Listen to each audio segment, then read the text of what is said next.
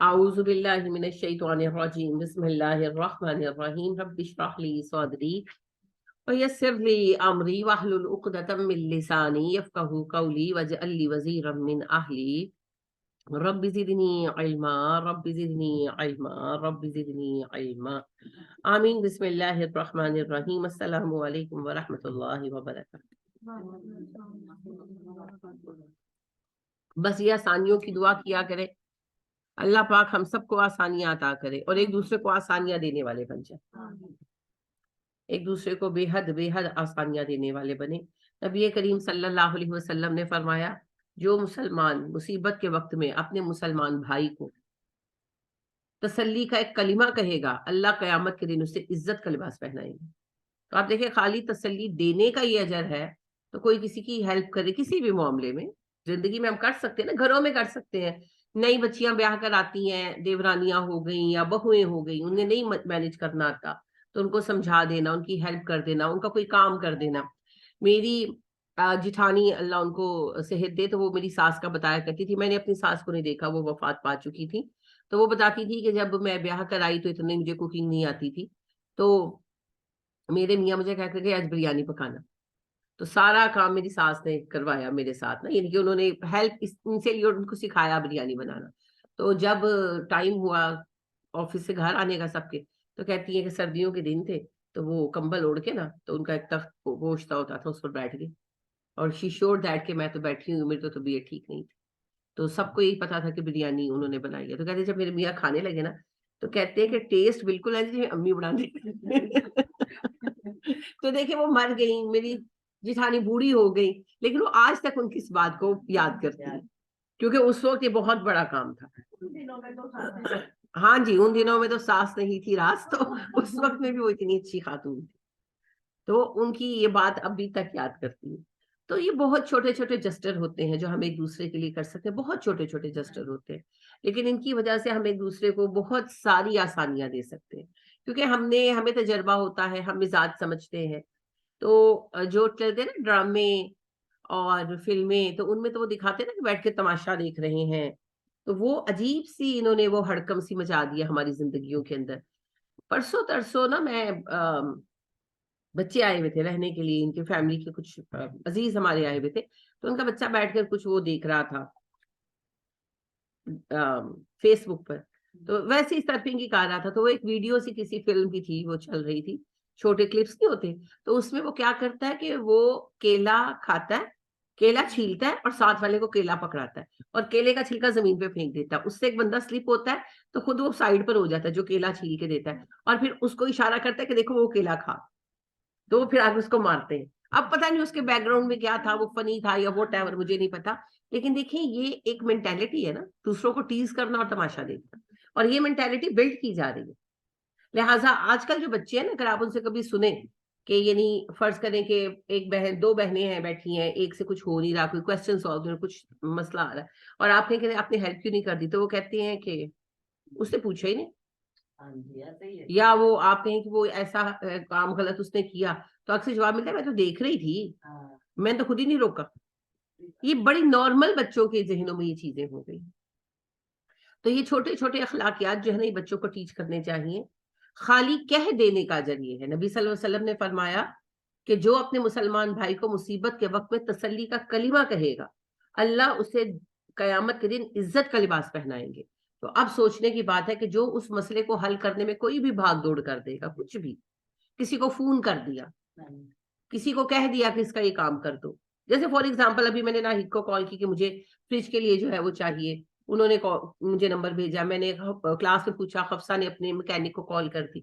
یہ بھاگ دوڑ ہے نا، بھاگ دوڑ سے ضروری تھوڑی کہ خود سپر مین بن کے اڑ کے جائیں، بندہ پکڑ کے لے آئے، کال کی، کوشش کی، یہ سب ایفرٹ کی، یہ جو ہے پتہ نہیں اللہ کے ہاں اس کا کتنا اجر لکھا جائے گا۔ اور نبی اکرم صلی اللہ علیہ وسلم فرماتے ہیں جب تک تم اپنے مسلمان بھائی کے کام میں لگے رہتے ہو، اللہ تمہارے کاموں میں لگا رہتا ہے۔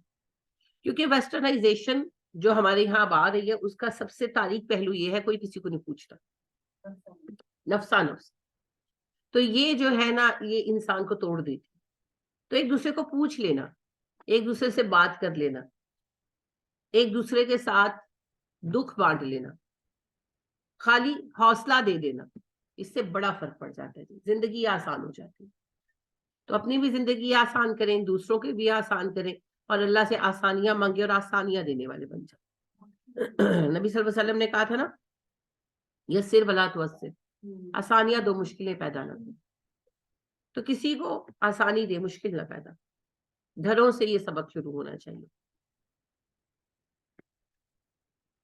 تو ہمارا موضوع جو چل رہا ہے بڑا اہم موضوع ہے جی ہمارا آج کے معاشرے کا، اور آیت ہے ہماری 102.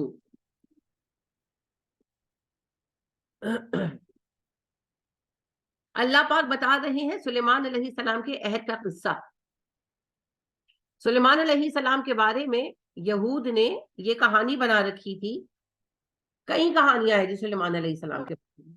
ان میں سے ایک کہانی جو میں نے کل آپ سے شیئر بھی کی تھی کہ وہ کہتے تھے کہ سلیمان علیہ السلام نے کافر عورت سے شادی کر لی جو مشرک شہزادی تھی، اور پھر اس نے کہا کہ میرے لیے مندر بنوا دو، اور مندر بنوا کر دیا. اور پھر اس نے کہا کہ میری رضا کے لیے، میری خوشی کے لیے میرے بت کی تعظیم کرو، اور حضرت سلیمان نے اس کی تعظیم بھی کی. تو اس کی سزا پھر معاذ اللہ حضرت سلیمان کو ملی. اور میں نے آپ کو بتایا کہ اللہ پاک نے کہا، اللہ نے گواہی دی، وما کفر سلیمان، سلیمان نے کبھی کفر نہیں کیا، ولکن الشیاطین کفروا، ہاں شیطان ضرور کافر تھے، یعلمون الناس السحر، لوگوں کو جادو سکھاتے تھے. تو جادو سیکھنا سکھانا کفر ہے. جادو کیا ہے؟ جادو میں کفر کیا ہے؟ کفر کس چیز کو کہتے ہیں؟ کفر کہتے ہیں انکار کر دینے. تو اللہ کو چھوڑ کر کسی اور کو ماننا کفر. ٹھیک ہے نا؟ اللہ کے کسی حکم کا انکار. دیکھیے کفار مکہ جو تھے کافر تھے. ابھی بھی میں کہہ رہی ہوں کفار مکہ کیا اللہ کو نہیں مانتے تھے؟ مانتے تھے نا. اشہد اللہ الہ کا جھگڑا تو اٹھا ہی کبھی نہیں. اٹھا ہے کبھی؟ اللہ الہ ہے سب مانتے. ہندو نہیں مانتے؟ ہندو بھی مانتے. ابھی کل میری ایک دوست مجھ سے بات کر رہی تھی، دوست کم اسٹوڈنٹ ہے میری، تو کہنے لگی کہ ایک سکھ فیملی ہماری بہت اچھی جاننے والی ہے، تو ان کی جو دادا سکھ ہیں تو وہ کہتی بڑے عالم آدمی ہیں، اور وہ قرآن کی ٹرانسلیشن بھی پڑھتے ہیں، اس پہ ڈسکشنز بھی کرتے ہیں. تو کہتی وہ کہتے ہیں کہ جو تعلیمات تمہاری قرآن کی وہی ہماری گرنتھ کی ہے، ہمارا رب تمہارا اللہ ایک ہی ہے. تو اب بات یہ ہے کہ ایک اللہ کو تو سکھ بھی مانتے ہیں، اور واقعی سکھوں میں تو بت پرستی بھی آلموسٹ نہیں ہے. پھر کیوں کافر ہے؟ کیونکہ انہوں نے اللہ کا انکار کر کے کفر نہیں بول لیا، اللہ کے کسی نہ کسی حکم کا انکار کیا. کسی نے رسالت کو نہیں مانا، کسی نے کسی چیز کا انکار کیا. وہ پھر ہر کسی کا اپنا اپنا الگ الگ جو ہے انالیسس ہر گروپ کا ہوگا، ہر ریلیجن کا ہوگا. تو کمپیریٹیو اسٹڈی تو ہم اس وقت نہیں کر رہے. اس وقت بات ہو رہی ہے جادو کی. تو جادوگر کافر کیوں ہوتا ہے؟ کیونکہ وہ اللہ کی تقدیر کا انکار کرتا ہے. فرسٹ آف آل وہ یہ انکار کرتا ہے کہ اللہ کی تقدیر سے کام خراب یا رکا ہوا نہیں ہے. خراب کا لفظ ذرا ہارش ہو جائے گا، کہ یہ جو مسئلہ میرا رکا ہوا ہے، فار ایگزامپل جاب نہیں مل رہی، یہ شادی نہیں ہو رہی، تو یہ اللہ کی تقدیر نہیں ہے، یہ فلاں کی جادو سے رکا ہوا ہے. تو تقدیر کا انکار ہوا نا. نبی کریم صلی اللہ علیہ وسلم کی حدیث جبریل یاد کریں. حدیث جبریل میں آپ صلی اللہ علیہ وسلم نے کیا کہا تھا جبریل کو؟ ایمان کیا ہے؟ ایمان باللہ، ایمان بالرسل، ایمان بالملائکہ، ایمان بالآخرہ، اور ایمان بالقدر شرہ و خیرہ. مشکل تو نہیں ہے، یاد کر لے کہ جملہ ایمان باللہ، ایمان بالرسل، ایمان بالملائکہ، ایمان بالکتب، ایمان بالآخرہ، یہ تو آپ کو آتا ہے. ایمان بالقدر شرہ و خیرہ، اچھی اور بری دونوں طرح کی تقدیر پر ایمان لانا. نصیب میں آزمائش ہے تو اللہ کی طرف سے ہے، اور نصیب میں آسانی ہے تو اللہ کی طرف سے ہے. لہٰذا اس طرح کی باتیں کرتے ہیں کفار و مشرکین. لہٰذا یاد کریں جب مسلمان ہجرت کر کے مدینہ آئے تو 1 سال تک مسلمان کمیونٹی میں بیبی نہیں نہ کوئی ہوا. اصل میں اس کی ریزنز تھی. سفر کیا، پیدل چلی عورتیں، کئیوں کے تو بچے ضائع ہو گئے، کئیوں کے بچے ضائع ہوئے. اب اس چھوٹی سی کمیونٹی کے اوپر پیر در پیر جب مس کیریجز ہوئے تو پریشانی تو آئی. سٹریس کتنا لیا آپ کو پتہ، سٹریس سے بھی یہ پرابلمز ہوتی. تو اب اللہ کا حکم یہ ہوا کہ زیادہ تر کے مس کیریج ہو گئے اور نیو پریگننسیز کم ہوئی. تو 1 سال تک مسلمانوں میں کوئی بچہ 10 مہینے نہیں ہوا بچہ کو. 1 سال رفلی کہہ دیتے نا, 10 مہینے نہیں ہوا. 11ویں مہینے پہلے بچے جو تھے وہ عبداللہ بن زبیر رضی اللہ تعالیٰ عنہ ہوئے مدینہ میں. تو اس وقت میں کیا افواہ اڑائی تھی یہود نے, ہم نے جادو کر دیا ہے, مسلمانوں کی نسل نہیں چلے گی. صحابہ نے کیا کیا, اللہ نے 2 کان دیے, ادھر سے سنا ادھر سے نکالا, کہنے دو. لیکن اس طرح سے تھا کہ یعنی کہ جیسے جو ابھی بچے تھے, کم عمر تھے, یا ابھی بالکل نئے نئے مسلمان تھے, تو وہ پھر آپ کے سینئر سے کہتے تھے کہ یہود ایسے کہتے, تو وہ کہتے تھے کہ اللہ پہ بھروسہ رکھو. نبی صلی اللہ علیہ وسلم کو ڈائریکٹ بتایا نہیں گیا, آپ کو بھی سنی سنائی بات پہنچی, آپ نے بھی اس پر کوئی تبصرہ نہیں کیا, کوئی بھی تبصرہ نہیں کیا. آپ صلی اللہ علیہ وسلم نے یعنی کہ اگنور کر دی بات, کیونکہ اولاد اللہ کے ہاتھ میں, کوئی کسی کی اولاد نہیں روک سکتا. تو پھر جب عبداللہ بن زبیر رضی اللہ تعالیٰ عنہ پیدا ہوئے ہیں تو انصار نے بڑی خوشیاں منائی. حالانکہ مہاجر کی اولاد تھے لیکن مسلمانوں کی اولاد تھے نا, یہ تکلیف تو آج ہم میں آ گئی ہے. بہرحال مہاجرین سے تھے لیکن انصار نے بہت خوشیاں منائی. مسلمانوں نے خوشیاں منائی نا, ایکچولی مسلمانوں کی خوشی کہیں بھی منائے, سادی سی بھی منائے, کچھ پیسے تو لگتے ہیں نا, پیسے انصار ہی افورڈ کر سکتے تھے. تو بہت خوشیاں منائی گئیں, اور نبی اکرم صلی اللہ علیہ وسلم نے پھر آپ کو پتا ہے ان کو گٹی بھی دی تھی وغیرہ وغیرہ. کہنے کا مقصد یہ ہے کہ ایسی باتیں کرتے ہیں کفار اور مشرک. مومن پر جب پریشانی آتی ہے تو وہ کہتا ہے میرے رب کا حکم ہے, آسانی کر دے گا وہ میرے لیے انشاءاللہ. کیا کہتے ہیں مومن, اب اللہ پاک نے کہا نا, کیا کہا, جی اللہ پاک نے کہا ہم تمہاری آزمائش تو ضرور کریں گے, جان مال فصلیں اور تمہارے کاروباروں کے نقصان سے, لیکن وبشر الصابرین, خوشخبری صبر کرنے والوں کے لیے. کون ہے وہ صبر کرنے والے, الذین اذا اصابتهم مصیبۃ قالوا انا للہ وانا الیہ راجعون. صابر وہ ہے جب مصیبت آتی ہے کہتے ہیں مصیبت ہم پر آئی تو کیا ہوا, ہم بھی اللہ کے ہیں, جانا بھی اللہ کی طرف ہے, حکم بھی اسی کا ہے, ہم راضی ہیں. اولئک علیہم صلوات من ربہم ورحمہ واولئک هم المہتدون. جو ایسا رویہ رکھتے ہیں وہی ہے جن پر ان کی رب کی رحمتیں اور برکتیں ہیں, اور انہی کو اللہ ہدایت بھی دینے والا. مومن یہ نہیں کہتا لگتا ہے میرے سے جادو ہو گیا, ہے نا. یہ آپ دیکھیں جہاں بھی ایسی باتیں آئی ہیں یہ کفار کا طریقہ آیا ہے.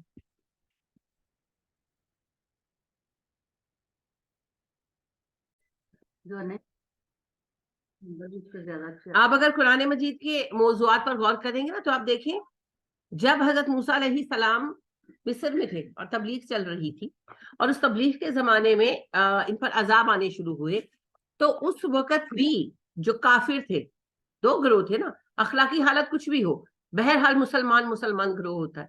تو بنی اسرائیل بہرحال مسلمان تھے اور مد مقابل قبطی تھے.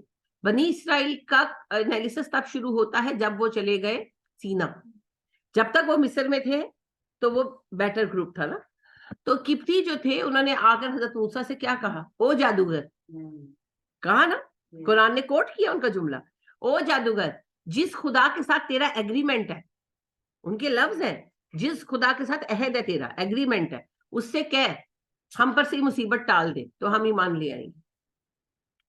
یا ایھا الساحر ادع لنا ربک بما عہد, اے جادوگر دعا کر اس رب سے جس سے تیرا عہد ہے. تو وہ اس سب کو جادو مانتے تھے. تو مصیبت آئے اور مصیبت کو جادو ماننا یہ کافروں کا طریقہ ہے, مومنوں کا نہیں. بدقسمتی سے آج ہر کسی کا یہی حال ہے. ہاسپٹل گئے ہیں, ہاسپٹل میں ٹیسٹ ہوئے ہیں, ٹیسٹ سے کنفرم ہو گیا ہے کہ فرض کریں اللہ رحم فرمائے یہ کینسر ہے, اس کے بعد کہتے تھے کسی نے جادو کر دیا, اور پھر وہ ان لوگوں پر اعتبار کرنا چاہتے ہیں جو ان کو یہ بتائیں کہ جادو ہوا. نظر ہو سکتی ہے لیکن یاد رکھیں جادو آپ کو کینسر نہیں کرا سکتا. ہاں جادو تکلیف دے سکتا ہے, ایسی نہیں بات نہیں دے سکتا, لیکن جادو کیسے اثر کرتا ہے, جب اللہ کا حکم ہوتا ہے. تو اللہ کا حکم کیا ہے, تقدیر. تقدیر کیا اللہ نے لکھا نہیں, تقدیر کیا ہے, تقدیر کا مطلب ہے معلوم شدہ, قدر سے ہے. طے شدہ معلوم شدہ. تو اللہ نے لکھ دیا کہ سن 2023 میں مس اے پر جادو ہوگا اور جادو اثر کرے گا. اب جب لکھ دیا تو وہ اثر کرے گا نا بھائی. تو آخر میں بات کہاں کے رکتی ہے؟ تقدیر پر.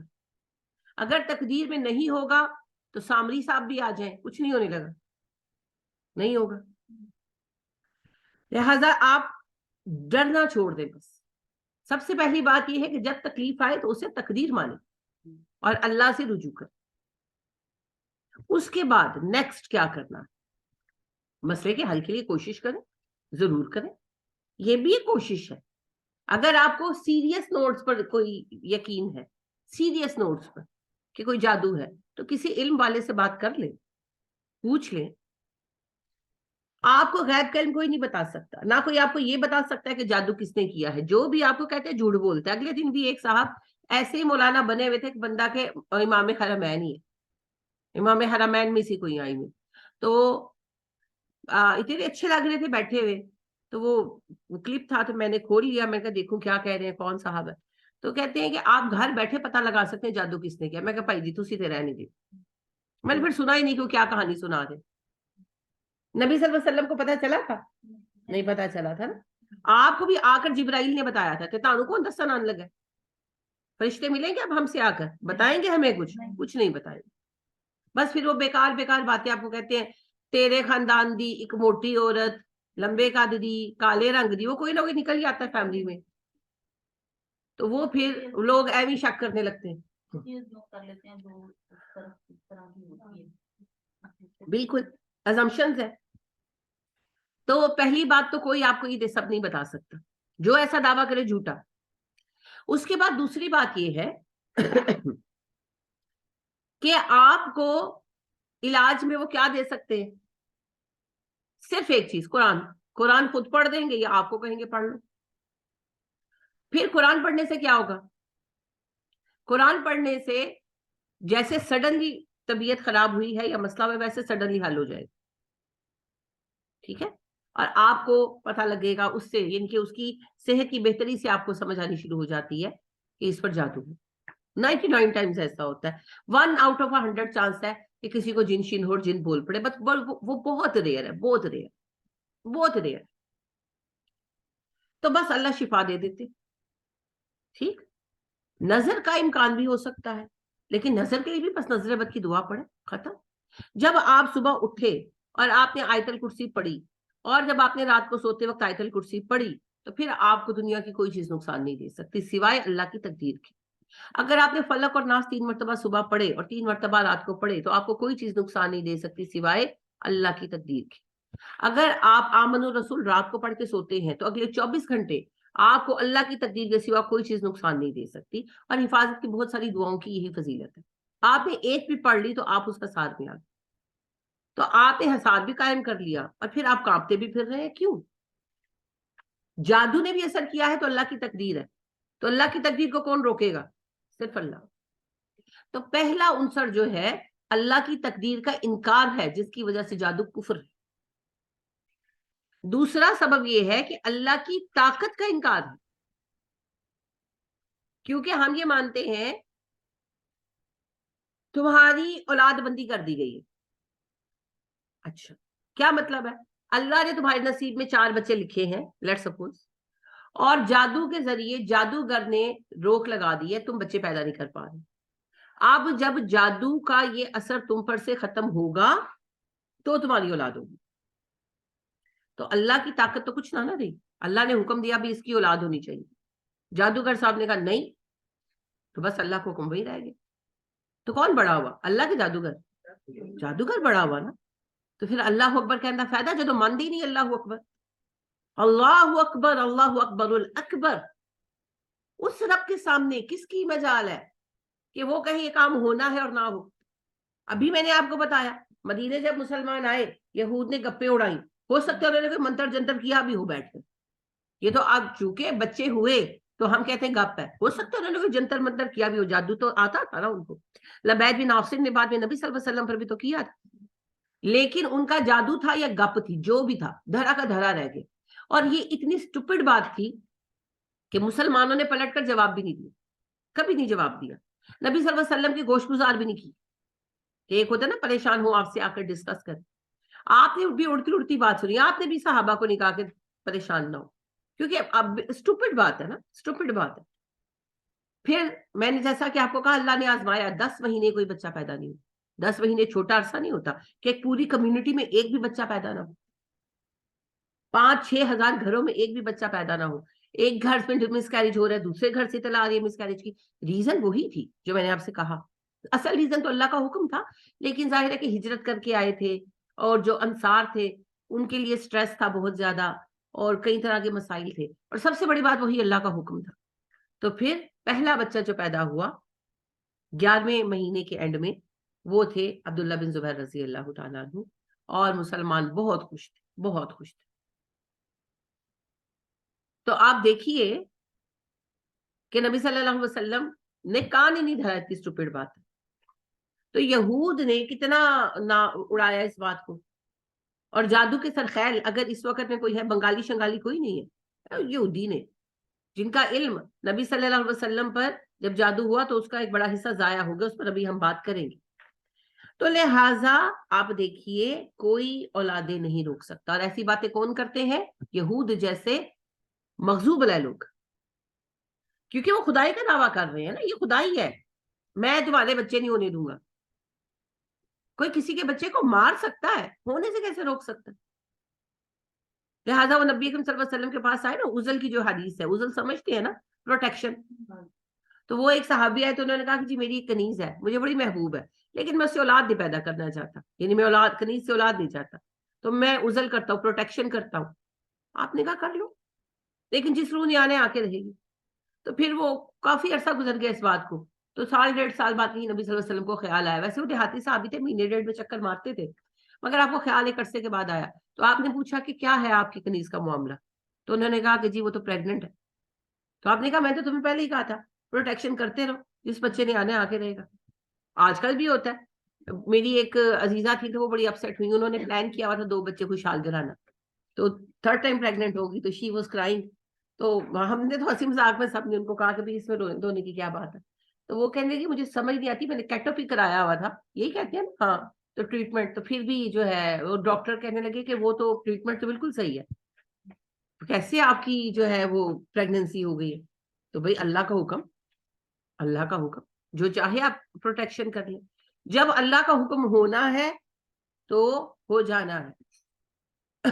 تو لہٰذا حضرت مریم کے یہاں عیسیٰ پیدا ہونے سے تو کوئی روک نہیں سکا, جبکہ ان کے ابا بھی موجود نہیں تھے. ہاں, حضرت زکریا کے گھر یحییٰ کو ہونے سے تو کوئی روک نہیں سکا. 100 تقریباً جو ہے تقریباً 100 سال کی عمر تھی, 93-94 سال ان کی عمر تھی. ان کی بیوی بھی بزرگ تھی اور بانجھ بھی تھی. تو یہ ساری کہانی ہے جی, ساری کہانی, ان کی کوئی سچائی نہیں. لوگ پھر جو ہے نا کوئی آئے دے دیتے ہیں تو پانی میں ڈال کے یہ کہتے ہیں کہ یہ جو ہے نا آپ کو ہر شرط میں, تو یہ کہاں تک اس میں سدھار؟ ابھی بات کرتے ہیں علاج, یہ علاج میں ہے نا, علاج پہ بھی بات کرتے ہیں. تو لہٰذا یہ عقیدہ رکھنا کہ اللہ سبحانہ و تعالیٰ کی تقدیر کو کوئی باندھ سکتا ہے, یہ کفر بھی ہے, اللہ کی عظمت کا کفر ہے نا, انکار ہے, اور یہ شرک ہے. اللہ سے بھی بڑا ایک بابا بیٹھا ہوا ہے جو اللہ کے حکم پر روک لگا سکتا ہے. حالانکہ آپ کا رب کیا کہتا ہے, فرشتوں نے کہا نا, اتنی خوبصورت بات ہے سورہ مریم میں, جب زکریا کے پاس آئے, زکریا نے کہا میرا بیٹا ہوگا, میں بوڑھا ہو گیا ہوں, میرا بیٹا ہوگا. تو کیا کہا انہوں نے, آپ کا رب جو کہتا ہے وہ ہو جاتا ہے. پھر مریم کے پاس گئے, مریم آپ کا بیٹا ہوگا, میرا بیٹا ہوگا, مجھے تو کسی نے چھوا ہی نہیں, میرا بیٹا کیسے ہوگا, ہاؤ از اٹ پاسبل؟ تو ان کا مریم آپ اللہ کے حکم میں شک کر رہی ہیں, آپ کا رب کہتا ہے ذالک حی لی, یہ مجھ پر بڑا آسان ہے, بہت ہلکا یہ کام میرے لیے, اور میں جب کہتا ہوں کن فیاکون, وہ ہو جاتا ہے. اس رب کے حکم کو روکنے کی طاقت لائیں گے یہ, اس رب کو, اس کے حکم کو روکیں گے. یہ ٹکے ٹکے پر بیٹھے ہوئے جادوگر جو بہانے ڈالتے ہیں کہ کوئی ہمارے چنگل میں پھنسے. استغفر اللہ. جن سے جا کر یہ مدد, جن کے جو جادوگر ہیں, اپنے گھر میں تو اپنی بیویوں کی زبانیں روک نہیں سکتے, اپنے بچوں کو کسی لائق نہیں کر پاتے, جو بھی ان کے گھر کے مسائل ہیں وہ حل نہیں کر پاتے اور اتنے ہی جادوگر ہیں تو سب سے پہلے اپنے لیے کوئی محل کھڑا کریں. اس سے تو بچوں کی کہانیاں اچھی ہوتی ہیں کہ وہ جادوگر پہلے اپنا محل بناتا ہے نا, اس محل میں وہ جادو کے ملازم لے آتا ہے, پھر اس کے بعد وہ سوچتا ہے میں نے شہزادی سے شادی کرنی ہے, پھر وہاں سے پھڈا پڑتا ہے کہ اس نے شہزادے سے شادی کرنی ہے, جادوگر شادی اغوا کر لیتا ہے, پھر شہزادہ آ کے مارتا ہے. تو وہاں بھی ایک سینس ہوتی ہے کہ جادو آیا تو سب سے پہلے وہ اپنا محل تعمیر کرتا ہے. یہ اچھے جادوگر ہے فٹ پاتھوں پہ بیٹھے ہوئے, پہلے اپنا تو کوئی مسئلہ حل کرو, پہلے اپنا تو کلیان کرو, پھر ساڑھے لاؤ. تو ہمیں اللہ کافی ہے جی. لہٰذا دوسرا مسئلہ یہ آ جاتا ہے کہ یہ کفر بھی ہے اور شرک بھی. اور یہ شرک جو ہے نا یہ ملٹیپل ہو جاتا ہے, اس میں اللہ کے ساتھ کئی لوگوں کو ہم ایسوسیٹ کر دیتے ہیں. ایک وہ بندہ جو اللہ کا حکم روک رہا ہے, اب اس کے بعد علاج کیا ہے جی؟ تو علاج یہ نہیں ہو سکتا کہ آپ گھر بیٹھ کر کچھ کر لیں, قرآن پڑھ کے, تفل حاجت پڑھ کے. آپ کو ایک بابا جی ڈھونڈنے پڑیں گے جو اس مسئلے کا حل کریں گے. لہٰذا پھر وہ بابا جی جا کر اس مسئلے کو سولو کریں گے, وہ گرہ کھولیں گے. تو لہٰذا پھر اللہ کے تو ایک نہیں نا, دو ایسوسیٹس ہو گئے نا. ایک وہ جو اللہ کا حکم باندھتا ہے اور دوسرا جو اس بندش کو کھولتا ہے. اور اللہ جی استغفر اللہ لا الہ الا اللہ, اللہ جی بس بیٹھے ہوئے مجبور محض ہے کہ اب اگر یہ الاؤ کر دے حضرات تو کچھ ہو جائے. اتنا بڑا شرک اور اتنا انسلٹنگ وے. آپ کے گھر کے اندر آپ کا کوئی رشتہ دار, آپ کا کوئی بھائی وغیرہ ہی ہو, اور آپ کے کسی کام میں ٹانگ اڑائے تو آپ کیا کہتے ہیں؟ تم ہوتے کون ہو میرے معاملے میں بولنے والے؟ میرا گھر, میری چیز, میری مرضی, تمہیں زیادہ تکلیف ہو رہی ہے, چلے جاؤ یہاں سے. ہوتا ہے نا ایسا. تو اللہ پاک کی کائنات ہے, وہ صرف مالک نہیں ہے, وہ خالق بھی ہے. اور یہ بدبخت جادوگر خود اللہ کی پیدا کی ہوئی مخلوق ہے, ان کی سانسیں اس کے اختیار میں ہے. بھوک لگنے پر کھانا نہ کھائیں گزارا ہوگا ان کا؟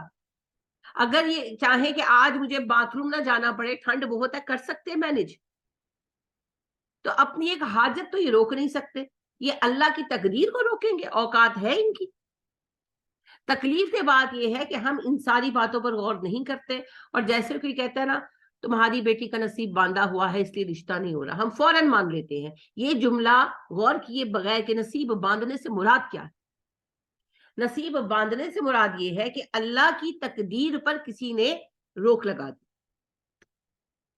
دنیا میں ایسی کوئی طاقت نہیں ہے. دنیا میں ایک ہی طاقت ہے اور وہ ہے اللہ, اور کوئی طاقت ہے نہیں. جس کے پاس کوئی طاقت ہے وہ اس کی دی ہوئی ہے, اور وہ اتنی محدود ہے کہ اس سے انسان کسی کی تقدیر روک یا بنا نہیں سکتا. سب کو چھوڑ دیں, پیارے نبی صلی اللہ علیہ وسلم کو دیکھیں. آپ صلی اللہ علیہ وسلم کو کہا, سورہ یونس میں اللہ نے کہا, کہہ دیجئے نبی صلی اللہ علیہ وسلم, لا املک لنفسی نفعا ولا ضرا, میں اپنی ذات کے لیے نفع و نقصان کا مالک نہیں ہوں. اعلان کیجئے, کل کہیے, لا املک لنفسی نفعا ولا ضرا, میں اپنی ذات کے لیے نہ نفع کا مالک ہوں نہ نقصان کا مالک. جو ہوتا ہے میرا رب چاہتا ہے. تو جادوگر کی کیا اوقات ہے, وہ تو ویسے ہی مردود ہے. اوکے, اب تیسرا پوائنٹ دیکھیے. جب ہم جادوگر کے پاس مدد مانگنے جاتے ہیں تو جادوگر کس سے مدد مانگ رہا ہے؟ شیاطین سے. یہ ایسے ہی ہے کہ بدماش کے پاس چلے جائیں کہ بھئی ہمیں فلانی پریشانی ہے, ہماری پریشانی حل کر دو. تو بدماش تو کنیکٹڈ ہوگا نا ٹیررسٹوں سے, تو آپ تو ٹیررسٹ تنظیم کے ٹچ میں آ گئے. آپ لاکھ کہیں میں ٹیررسٹ نہیں ہوں, پولیس تو پہلے آپ کو اٹھائے گی نا, کیونکہ اینٹی سوشل سرگرمیاں رکھنے والوں کے ساتھ رابطہ بھی کیوں کیا؟ مانا تم پریشان تھی, مانا نظام خراب ہوا ہے, پھر بھی اس سے یہ حق نہیں مل جاتا کہ تم اینٹی سوشل ایکٹیویٹیز والوں کے پاس چلے جاؤ. نہیں بنتا نا. آپ اپنا بچہ اللہ نہ کرے ایسا کرے, تب بھی آپ یہی کہیں گے کہ بے شک پولیس کام نہیں کر رہی, بے شک پریشانی ہے, اس کے باوجود اس کا حل یہ تھوڑی تھا کہ تم ٹیررسٹوں کے پاس چلے جاؤ. یہ حل تھا. آپ اپنے بچے کا ساتھ نہیں دیں گے. تو جب دنیا میں یہ اصول ہے تو بھائی دین میں بھی یہی اصول. آپ پریشان ہوں گے, بہت پریشان ہوں گے, وہ جاب نہیں مل رہی, گھر میں فاقے ہو رہے ہیں, پریشانی ہے, بہت بڑی پریشانی ہے, میں آئی ایڈمٹ دیٹ. لیکن اس کا مطلب یہ نہیں ہے کہ اللہ کے باغیوں کے پاس چلے جاؤ, یہ مطلب نہیں ہے. یہ جائز نہیں ہو جاتا، کسی شکل میں کسی صورت میں نہیں ہوتا. آپ کو اللہ سبحانہ و تعالیٰ ہی کے دامن سے وابستہ رہنا. گلا کریں، کوئی عقل کا حل کریں، تلاش کریں کیا ریزن ہے، کوئی نہ کوئی ریزن ہوگی. مسائل اگر حل نہیں ہوتے اس پہ ریزنز بھی ہوتی ہیں. جیسے وہ ایک لطیف بات ہے، لطیفہ تو نہیں ہے یہ، کہ ایک بندہ ڈوب رہا ہوتا ہے تو دعا مانگتے ہیں اللہ میری مدد فرما، اللہ میری مدد فرما. ایک کشتی آتی ہے، وہ کہتے ہیں، وہ دیکھ لیتے ہیں، اس کو کہتے ہیں بچانے کے لیے، وہ پھینکتے ہیں رسہ، وہ کہتا ہے میں نے نہیں چڑھنا، مجھے اللہ بچائے گا. وہ کافی کہتے ہیں وہ نہیں چڑھتا، کشتی چلی جاتی، پھر جہاز آ جاتا ہے، وہ اس کا ٹائر پھینکتے ہیں، وہ کہتے ہیں میں نے نہیں آنا، اللہ بچائے گا، پھر وہ جہاز چلا جاتا ہے، ڈوب جاتا ہے، وہ مر جاتا ہے. جب روح اللہ کے حضور پہنچتی ہے وہ کہتے ہیں کہ اللہ جی آپ نے مجھے بچایا نہیں. اللہ کہتے ہیں وہ جو کشتی آئی تھی، وہ جو جہاز آیا تھا، وہ کس نے بھیجا تھا؟ تو چڑھتے نا اس کے اوپر تو نہ مرتے. وہی بات ہے کہ جب مسائل حل نہیں نہ ہو رہے ہوتے، بعض اوقات ہم لوگ غلط فیصلے کے لے رہے ہوتے ہیں، ہم سٹبن ہوئے ہوتے ہیں. اللہ دعائیں ضرور قبول کرتے، ہم اس حل کو نظر انداز کر رہے ہوتے ہیں، ہم یہ چاہ رہے ہوتے ہیں وہ حل ملے جو ہم چاہتے. یعنی فور ایگزامپل ایک بات ہے کہ ایک بچی کا رشتہ کرنا ہے، اور ہم نے سوچا ہوا ہے یا بچی نے سوچا ہوا ہے کہ میں نے فلاں بندے سے شادی کرنی. اب اچھے اچھے رشتے آ رہے ہیں، اللہ سے دعا کریں اللہ خیر کر دے، اللہ پلیز اچھا ہو جائے. اب اچھے اچھے رشتے آ رہے ہیں مگر ہم اسے ایک رشتے کے انتظار میں بیٹھے ہوئے. اب وہ کہیں اور شادی کر لیتا، پھر ہم روتے ہیں اے اللہ نے میری نہیں سنی. اللہ نے تو بہت اچھے اچھے آپشن بھیجے، آپ ہی ایک پر ٹکے ہوئے تھے، اور آپ کہہ رہے تھے اللہ خیر کرے، اور اللہ کو پتا تو اس میں خیر ہے ہی نہیں. تو پھر آپ مانگے خیر تو پھر خیر ہی آئے گی نا. تو ہم اصل میں یہ سمجھ لیتے ہیں کہ جو ہم مانگ رہے ہیں وہ نہیں مل رہا تو ہمارے ساتھ مصیبت ہو گئی. نہیں، ہم جب اللہ سے کہتے ہیں اللہ ہمارے حق میں اچھا فیصلہ فرما، تو اللہ اچھا فیصلہ فرماتے ہیں. تو جو آپشن سامنے ہیں ان کو دیکھنا چاہیے. زیادہ تر مسائل اس لیے حل نہیں ہوتے کہ ہم سٹبن ہوئے ہوتے ہیں، مسائل کا حل تو سامنے ہوتا ہے. لہذا اگر کوئی پریشانی، اور بعض اوقات آزمائش بھی ہوتی ہے، اس کی مثال ہے ایوب علیہ السلام. ایوب علیہ السلام کتنا عرصہ بیمار رہے؟ 18 سال، اور کوئی ریزن نہیں تھی، میئرلی آزمائش تھی. اللہ نے ہمارے لیے مثال بنا دی. 18 سال بھی بیمار رہیں گے، پریشان رہیں گے، تو جڑے رہیں گے دامن کے ساتھ. حضرت یوسف علیہ السلام بھی اس کی مثال ہے. یوسف علیہ السلام کی تو کوئی غلطی نہیں تھی، چھوٹے بچے تھے وہ تو آپ دیکھیں انہوں نے کم از کم 25 سے 30 سال اس سارے مسئلے میں گزارے، گھر والوں سے دور اور سب کچھ. تو اللہ سے ہی وابستہ دامن رہے، کوئی شکوہ نہیں، کوئی شکایت نہیں، کچھ بھی نہیں. پھر جب اللہ نے ملانا تھا ملا دیا. تو بعض اوقات آزمائش بھی ہوتی ہے، بعض اوقات، لیکن اگر آزمائش ہے تو اس میں پھر کھڑے رہیں، جس طرح حسین ڈٹ کر کربلا میں کھڑے رہے. ویسی آزمائش تو ہونے نہیں لگی ہماری.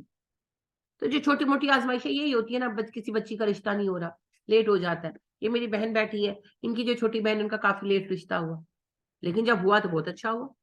اللہ کی تقدیر تھی نا، وہ اس ٹائم پر ہونا تھا. اب یہ نہیں کہ بابوں کے پاس چلے جاؤ تعویذ لے آؤ، کچھ نہیں ہوگا، اس سے کچھ بھی نہیں ہوگا، صرف ایمان جائے گا، کچھ بھی نہیں ہوگا.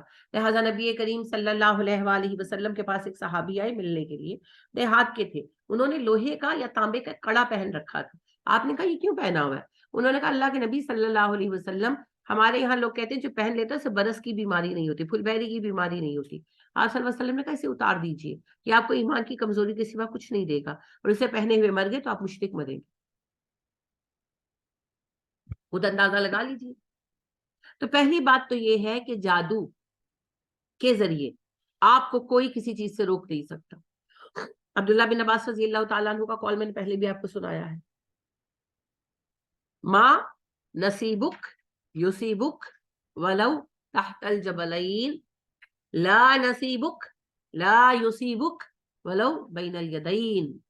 جو تمہارے نصیب میں ہے تمہیں پہنچ جائے گا، 2 پہاڑوں کے نیچے ہو تب بھی.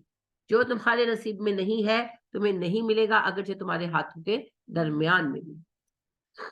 کتنے ہی ایسے واقعات آپ کی زندگیوں میں ہوتے ہیں. آج مسز ایوب نہیں آئی، ان کی جو بڑی بہو ہے نورین، ان کی والدہ نے گھر بنایا اور انہوں نے کہا کہ میں نے اپنے نئے گھر میں ہر چیز نہیں رکھنی، تو فریج، واشنگ مشین، ہر چیز نہیں رکھی. جس صبح انہوں نے شفٹ ہونا تھا، ٹھیک ہے، اس سے ایک دن پہلے وہ گھرکی گئی چیک اپ کے لیے، اکیلی گئی تھی، بیٹے نے بٹھا دیا تھا رکشے پر، تو رستے میں رکشہ ڈرائیور نے ان کو قتل کر دیا. گولڈ وغیرہ انہوں نے پہنا ہوا تھا، اس ظالم نے ان کو قتل کر کے نہر BRB جو ہے اس میں لاش پھینک دی. اور ظاہر گھر والوں کو پتہ ہی نہیں، جب وہ آئی نہیں، لیٹ ہو گئی، فون بھی بند آ رہا ہے، شام تک تلاش کیا، پھر پولیس میں رپورٹ کروائی، پھر ظاہر ہے اگلے اسی دن میں نا وہ کلیم ہو گیا تھا، اطلاع آ گئی تھی کہ BRB سے لاش ملی ہے، پر ظاہر پھر پتہ نہیں تھا، پھر انہوں نے پلیا وغیرہ سے تھوڑا میچ کر کے یہ گئے لاش شناخت کی. پھر بعد میں وہ رکشہ ڈرائیور بھی پکڑا گیا، گولڈ بھی مل گیا، وہ سب الگ بات. میں آپ سے کہنا یہ چاہتی ہوں، گھر بن گیا، ہر چیز نہیں لا کر رکھی، اور سب کو اگلے دن اپنی امی کے گھر جانا تھا، ہاؤس وارمنگ پارٹی تھی. ان عورت کو بیچاری کو اپنے گھر میں پیر رکھنا نصیب نہیں ہو، سب اکٹھے ہوئے اگلے دن اپنی ماں کی لاش پر. یہ ہے ماں نصیبک یصیبک ولو تحت الجبلین، لا نصیبک لا یصیبک ولو بین الیدین. تو لہذا جو ہوگا نا، اللہ کا حکم جو لکھا جا چکا ہے، اس کو روک دینے کی طاقت کسی میں بھی نہیں. تو جادو پر یقین رکھنا اور یہ ماننا کہ جادو کے ذریعے کسی کی اولاد روکی جا سکتی ہے، کسی کی رزق بندی کی جا سکتی ہے، کسی کا نکاح روکا جا سکتا ہے، یہ ایمان رکھنا، یعنی کہ اس بات کو ماننا. ایمان رکھنے سے مراد اس کو تسلیم کرنا، اس پر بلیو کرنا، کفر بھی ہے اور شرک بھی. اور یاد رکھیں کافر اور مشرک معاف نہیں کیا جائے. پھر لاکھ اس وقت کہیں کہ جی میں تو سوچیا ہی نہیں سی، پھر کوشچن ہوگا کیوں نہیں سوچا. ٹھیک ہے، تو یہ کوئی ایکسکیوز نہیں ہے کہ ہم نے تو ایسے سوچا ہی نہیں تھا. لہذا جادو سے کچھ بھی نہیں ہو سکتا، کچھ نہیں، سوائے اس کے کہ کچھ لوگوں کی گمراہی کا ذریعہ ہے بھائی، اور کچھ بھی نہیں. ٹھیک. اب یہ سوال پیدا ہوتا ہے کہ جب جادو سے کچھ نہیں ہو سکتا تو نبی صلی اللہ علیہ وسلم پر جادو کیوں کام کر گیا؟ جی اللہ کا حکم تھا، بالکل، وہ تو بالکل درست.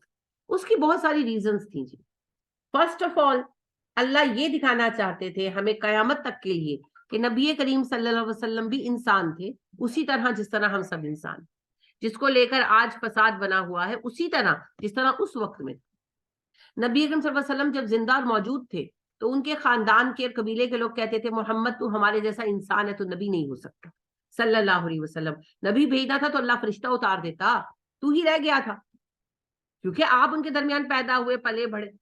اب آج پیدا ہوتے ہی ہم اشہد ان محمد رسول اللہ کا کلمہ سنتے ہیں، تو اس عقیدے کے ساتھ بڑے ہوتے ہیں کہ آپ نبی ہیں. تو اب ہم کہتے ہیں نبی صلی اللہ علیہ وسلم نبی تھے. جس نے کہا نبی صلی اللہ علیہ وسلم انسان تھے وہ گستاخ رسول، کھوتی بورڈ تھلے ہے، بس منہ گھما دیتا ہے، اور کچھ نہیں ہے. کفار مکہ چونکہ مانتے اور جانتے تھے کہ آپ انسان ہیں، ان کے ہاتھوں میں پیدا ہوئے، پلے بڑے تھے، تو وہ کہتے تھے تم انسان و نبی نہیں ہو سکتے. آج ہم نبی مانتے ہیں تو ہم کہتے ہیں انسان نہیں ہو سکتے. بحث وہی ہے کہ ایک انسان نبی نہیں ہو سکتا، جس پر قرآن نے اتنی آیتیں اتاری کہ جتنے بھی نبی آئے، جاؤ بستیوں والے سے پوچھ لو، سب انسان تھے، کھانا کھاتے تھے. مرد انسان ہی ہوتے ہیں نا، انسان تھے. اور حضرت عیسیٰ کے بارے میں کہا آل عمران میں، تم عیسیٰ اور اس کی ماں کو کیا سمجھتے ہو؟ ارے وہ دونوں تو کھانا کھاتے تھے، ہے نا؟ کیا مطلب ہے؟ انسان تھے بھائی، کھانا کھاتے تھے. تو وہی مسائل ہے نا، وہی مسائل ہے. تو ایک تو یہ دلیل بن گئی، آپ صلی اللہ علیہ وسلم کی بیماری میں بھی یہ دلیل ہے. مجھے حیرت ہوتی تھی کہ اتنا سال نبی، اتنے مہینے نبی صلی اللہ علیہ وسلم اتنے بیمار رہے اور اتنی دعائیں کی، کیوں دعا قبول نہیں ہوئی؟ شفا کیوں نہیں ہوئی؟ اللہ یہ دکھانا چاہتے تھے فیصلہ میرا چلے گا، میرے فیصلے کا پابند میرا نبی بھی ہے. ساتھ پھر صبر کس طرح کرنا ہے وہ بھی اگزامپل آئی. تو آپ پر جادو ہونا بھی اس میں ایک حکمت یہ تھی. دوسری حکمت یہ تھی کہ جادو کا علاج کیسے ہو، کیونکہ نبی پر ایرا گیرا جادو تو اثر کرے گا نہیں، ہے نا؟ دیکھیں جس کی امیونٹی جتنی زیادہ ہے اس پر اتنا شدید جراثیم اثر کرے گا نا. اب آپ دیکھیں کہ کرونا آیا، یورپ میں کشتوں کے پشتے لگے لاشوں کے، ساڈا کچھ خاص بگڑے ہی نہیں کیونکہ ہمیں امیون ہے. یہ لاہور کی ہوا میں سانس لے کر ہم زندہ ہیں، ہمارا کرونا کیا بگاڑے گا؟ گندی نہروں کا پانی پیتے ہیں. ہاں جی, نہیں سیریس بات ہے, یہ مذاق نہیں ہے. یہ ہماری کون سی پیور پانی کی؟ ہاں جی, ہر طرف سے آپ دیکھیں, ہے نا. ہم لوگوں نے اللہ کے فضل سے آٹے میں, مرچوں میں, نمک میں, ہر چیز میں ملاوٹ کھا لی ہوئی ہے, تو ہمارے معدے امیون ہو گئے ہوئے. تو کرونا بیچارہ کہاں گیا پتہ ہی نہیں لگا. تو آپ دیکھ لیجئے, اس کے اور بھی اسباب ہیں, لیکن میں امیونٹی پہ بات کر رہی ہوں. امیونٹی آپ کی بہتر ہے تو یو کین سروائیو. آپ دیکھیں جب ایون یہ آیا تھا ہیپاٹائٹس, دنیا ہل گئی تھی. کرونا کا تو نام زیادہ چل گیا نا, کیونکہ یہ سیگریگیٹ کرنا پڑا, سارا تو مشہور بہت ہو گیا. جس وقت یہ آیا ہے ہیپاٹائٹس, دنیا ہل گئی تھی. ہم تو اس وقت بھی ریڈیو سے لے کر کھاتے رہے, کس نے چھوڑا ہے, انکلوڈنگ می. بھئی ہمارا مزدور طبقہ چھوڑ ہی نہیں سکتا, نہ ان کی بیویوں کے پاس پیسے ہیں, نہ وہ ٹفن تیار کر کر کے دے سکتی ہیں. ہمارا 75% طبقہ مزدور طبقہ, اس نے ریڈی سے ہی کھانا ہے. حتیٰ کہ جو آفس میں بیٹھا ہوا کلرک ہے نا, اس نے بھی چپ کر کے ریڈی سے ہی چائے منگا کے پینی ہے. کہاں سے وہ جا کے ہوٹلوں سے کھائیں؟ اور ریڈی والے کے پاس نہ کوئی باتھ روم ہے, نہ کچھ ہے. اگر وہ پاک بھی رہتا ہے تو پانی تو اسے نہر سے ہی لینا ہے نا, وہی گندے پانی میں برتن دھونے ہیں جو کالا ہے. تو امیونٹی ڈیولپ ہونی. تو جس کی جتنی امیونٹی ہے وہ اتنا فٹ ہے. اسی طرح روحانی امیونٹی ہوتی ہے, جس کی روحانی امیونٹی جتنی زیادہ ہے وہ اتنا فٹ ہے. تو سب سے زیادہ روحانی امیونٹی کس کی ہوگی؟ نبی اکرم صلی اللہ علیہ وسلم کی. آپ صلی اللہ علیہ وسلم پر چھوٹا موٹا جادو تو اثر ہی نہیں کر سکتا. تو آپ پر وہ جادو کیا گیا تھا جو سب سے طاقتور تھا. پھر اللہ پاک نے الاؤ بھی کیا کہ ہو جائے ایسا. تو اللہ نے ہمیں اس میں یہ دکھایا کہ اگر جادو ہو جائے تو علاج کیا. علاج یہ نہیں ہے کہ بابے کو نسے جاؤ. سب سے بڑے بابے تو خود ہمارے پیارے نبی صلی اللہ علیہ وسلم تھے. بابا کون ہوتا ہے؟ اللہ کا ولی ہوتا ہے نا. تو نبی صلی اللہ علیہ وسلم سے بڑا اللہ کا ولی کون تھا؟ تو آپ صلی اللہ علیہ وسلم کو تو پتا نہیں تھا. بابا جی ہوتے تو وہ دیکھ لیتے, یعنی کہ پیر بابا ہوتے نا تو وہ دیکھ لیتے. نبی اکرم صلی اللہ علیہ وسلم تو اللہ کے رسول تھے, لہٰذا آپ کو کچھ دکھائی نہیں دیا. ان کے پاس غیب کا علم نہیں تھا, نہ ان کے پاس غیب کا علم تھا, نہ وہ کھڑے ہو کر لوہے محفوظ پر نظر مار سکتے. عبد القادر جیلانی مار سکتے ہیں. غوث اعظم کے پاس ایک صحابہ آئے, انہوں نے آ کر بیعت کیا, گھر گئے, سوئے.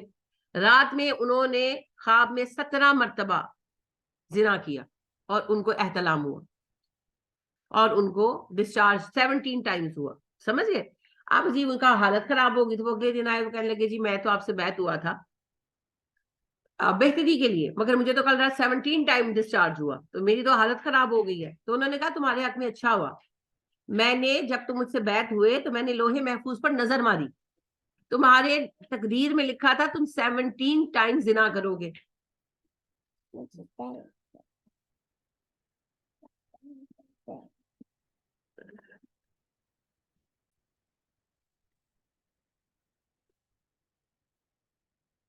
تو وہ کہتے ہیں جی میں نے لوہے محفوظ پر نظر ماری, تمہاری تقدیر میں لکھا تھا 17 بار زنا کرنا.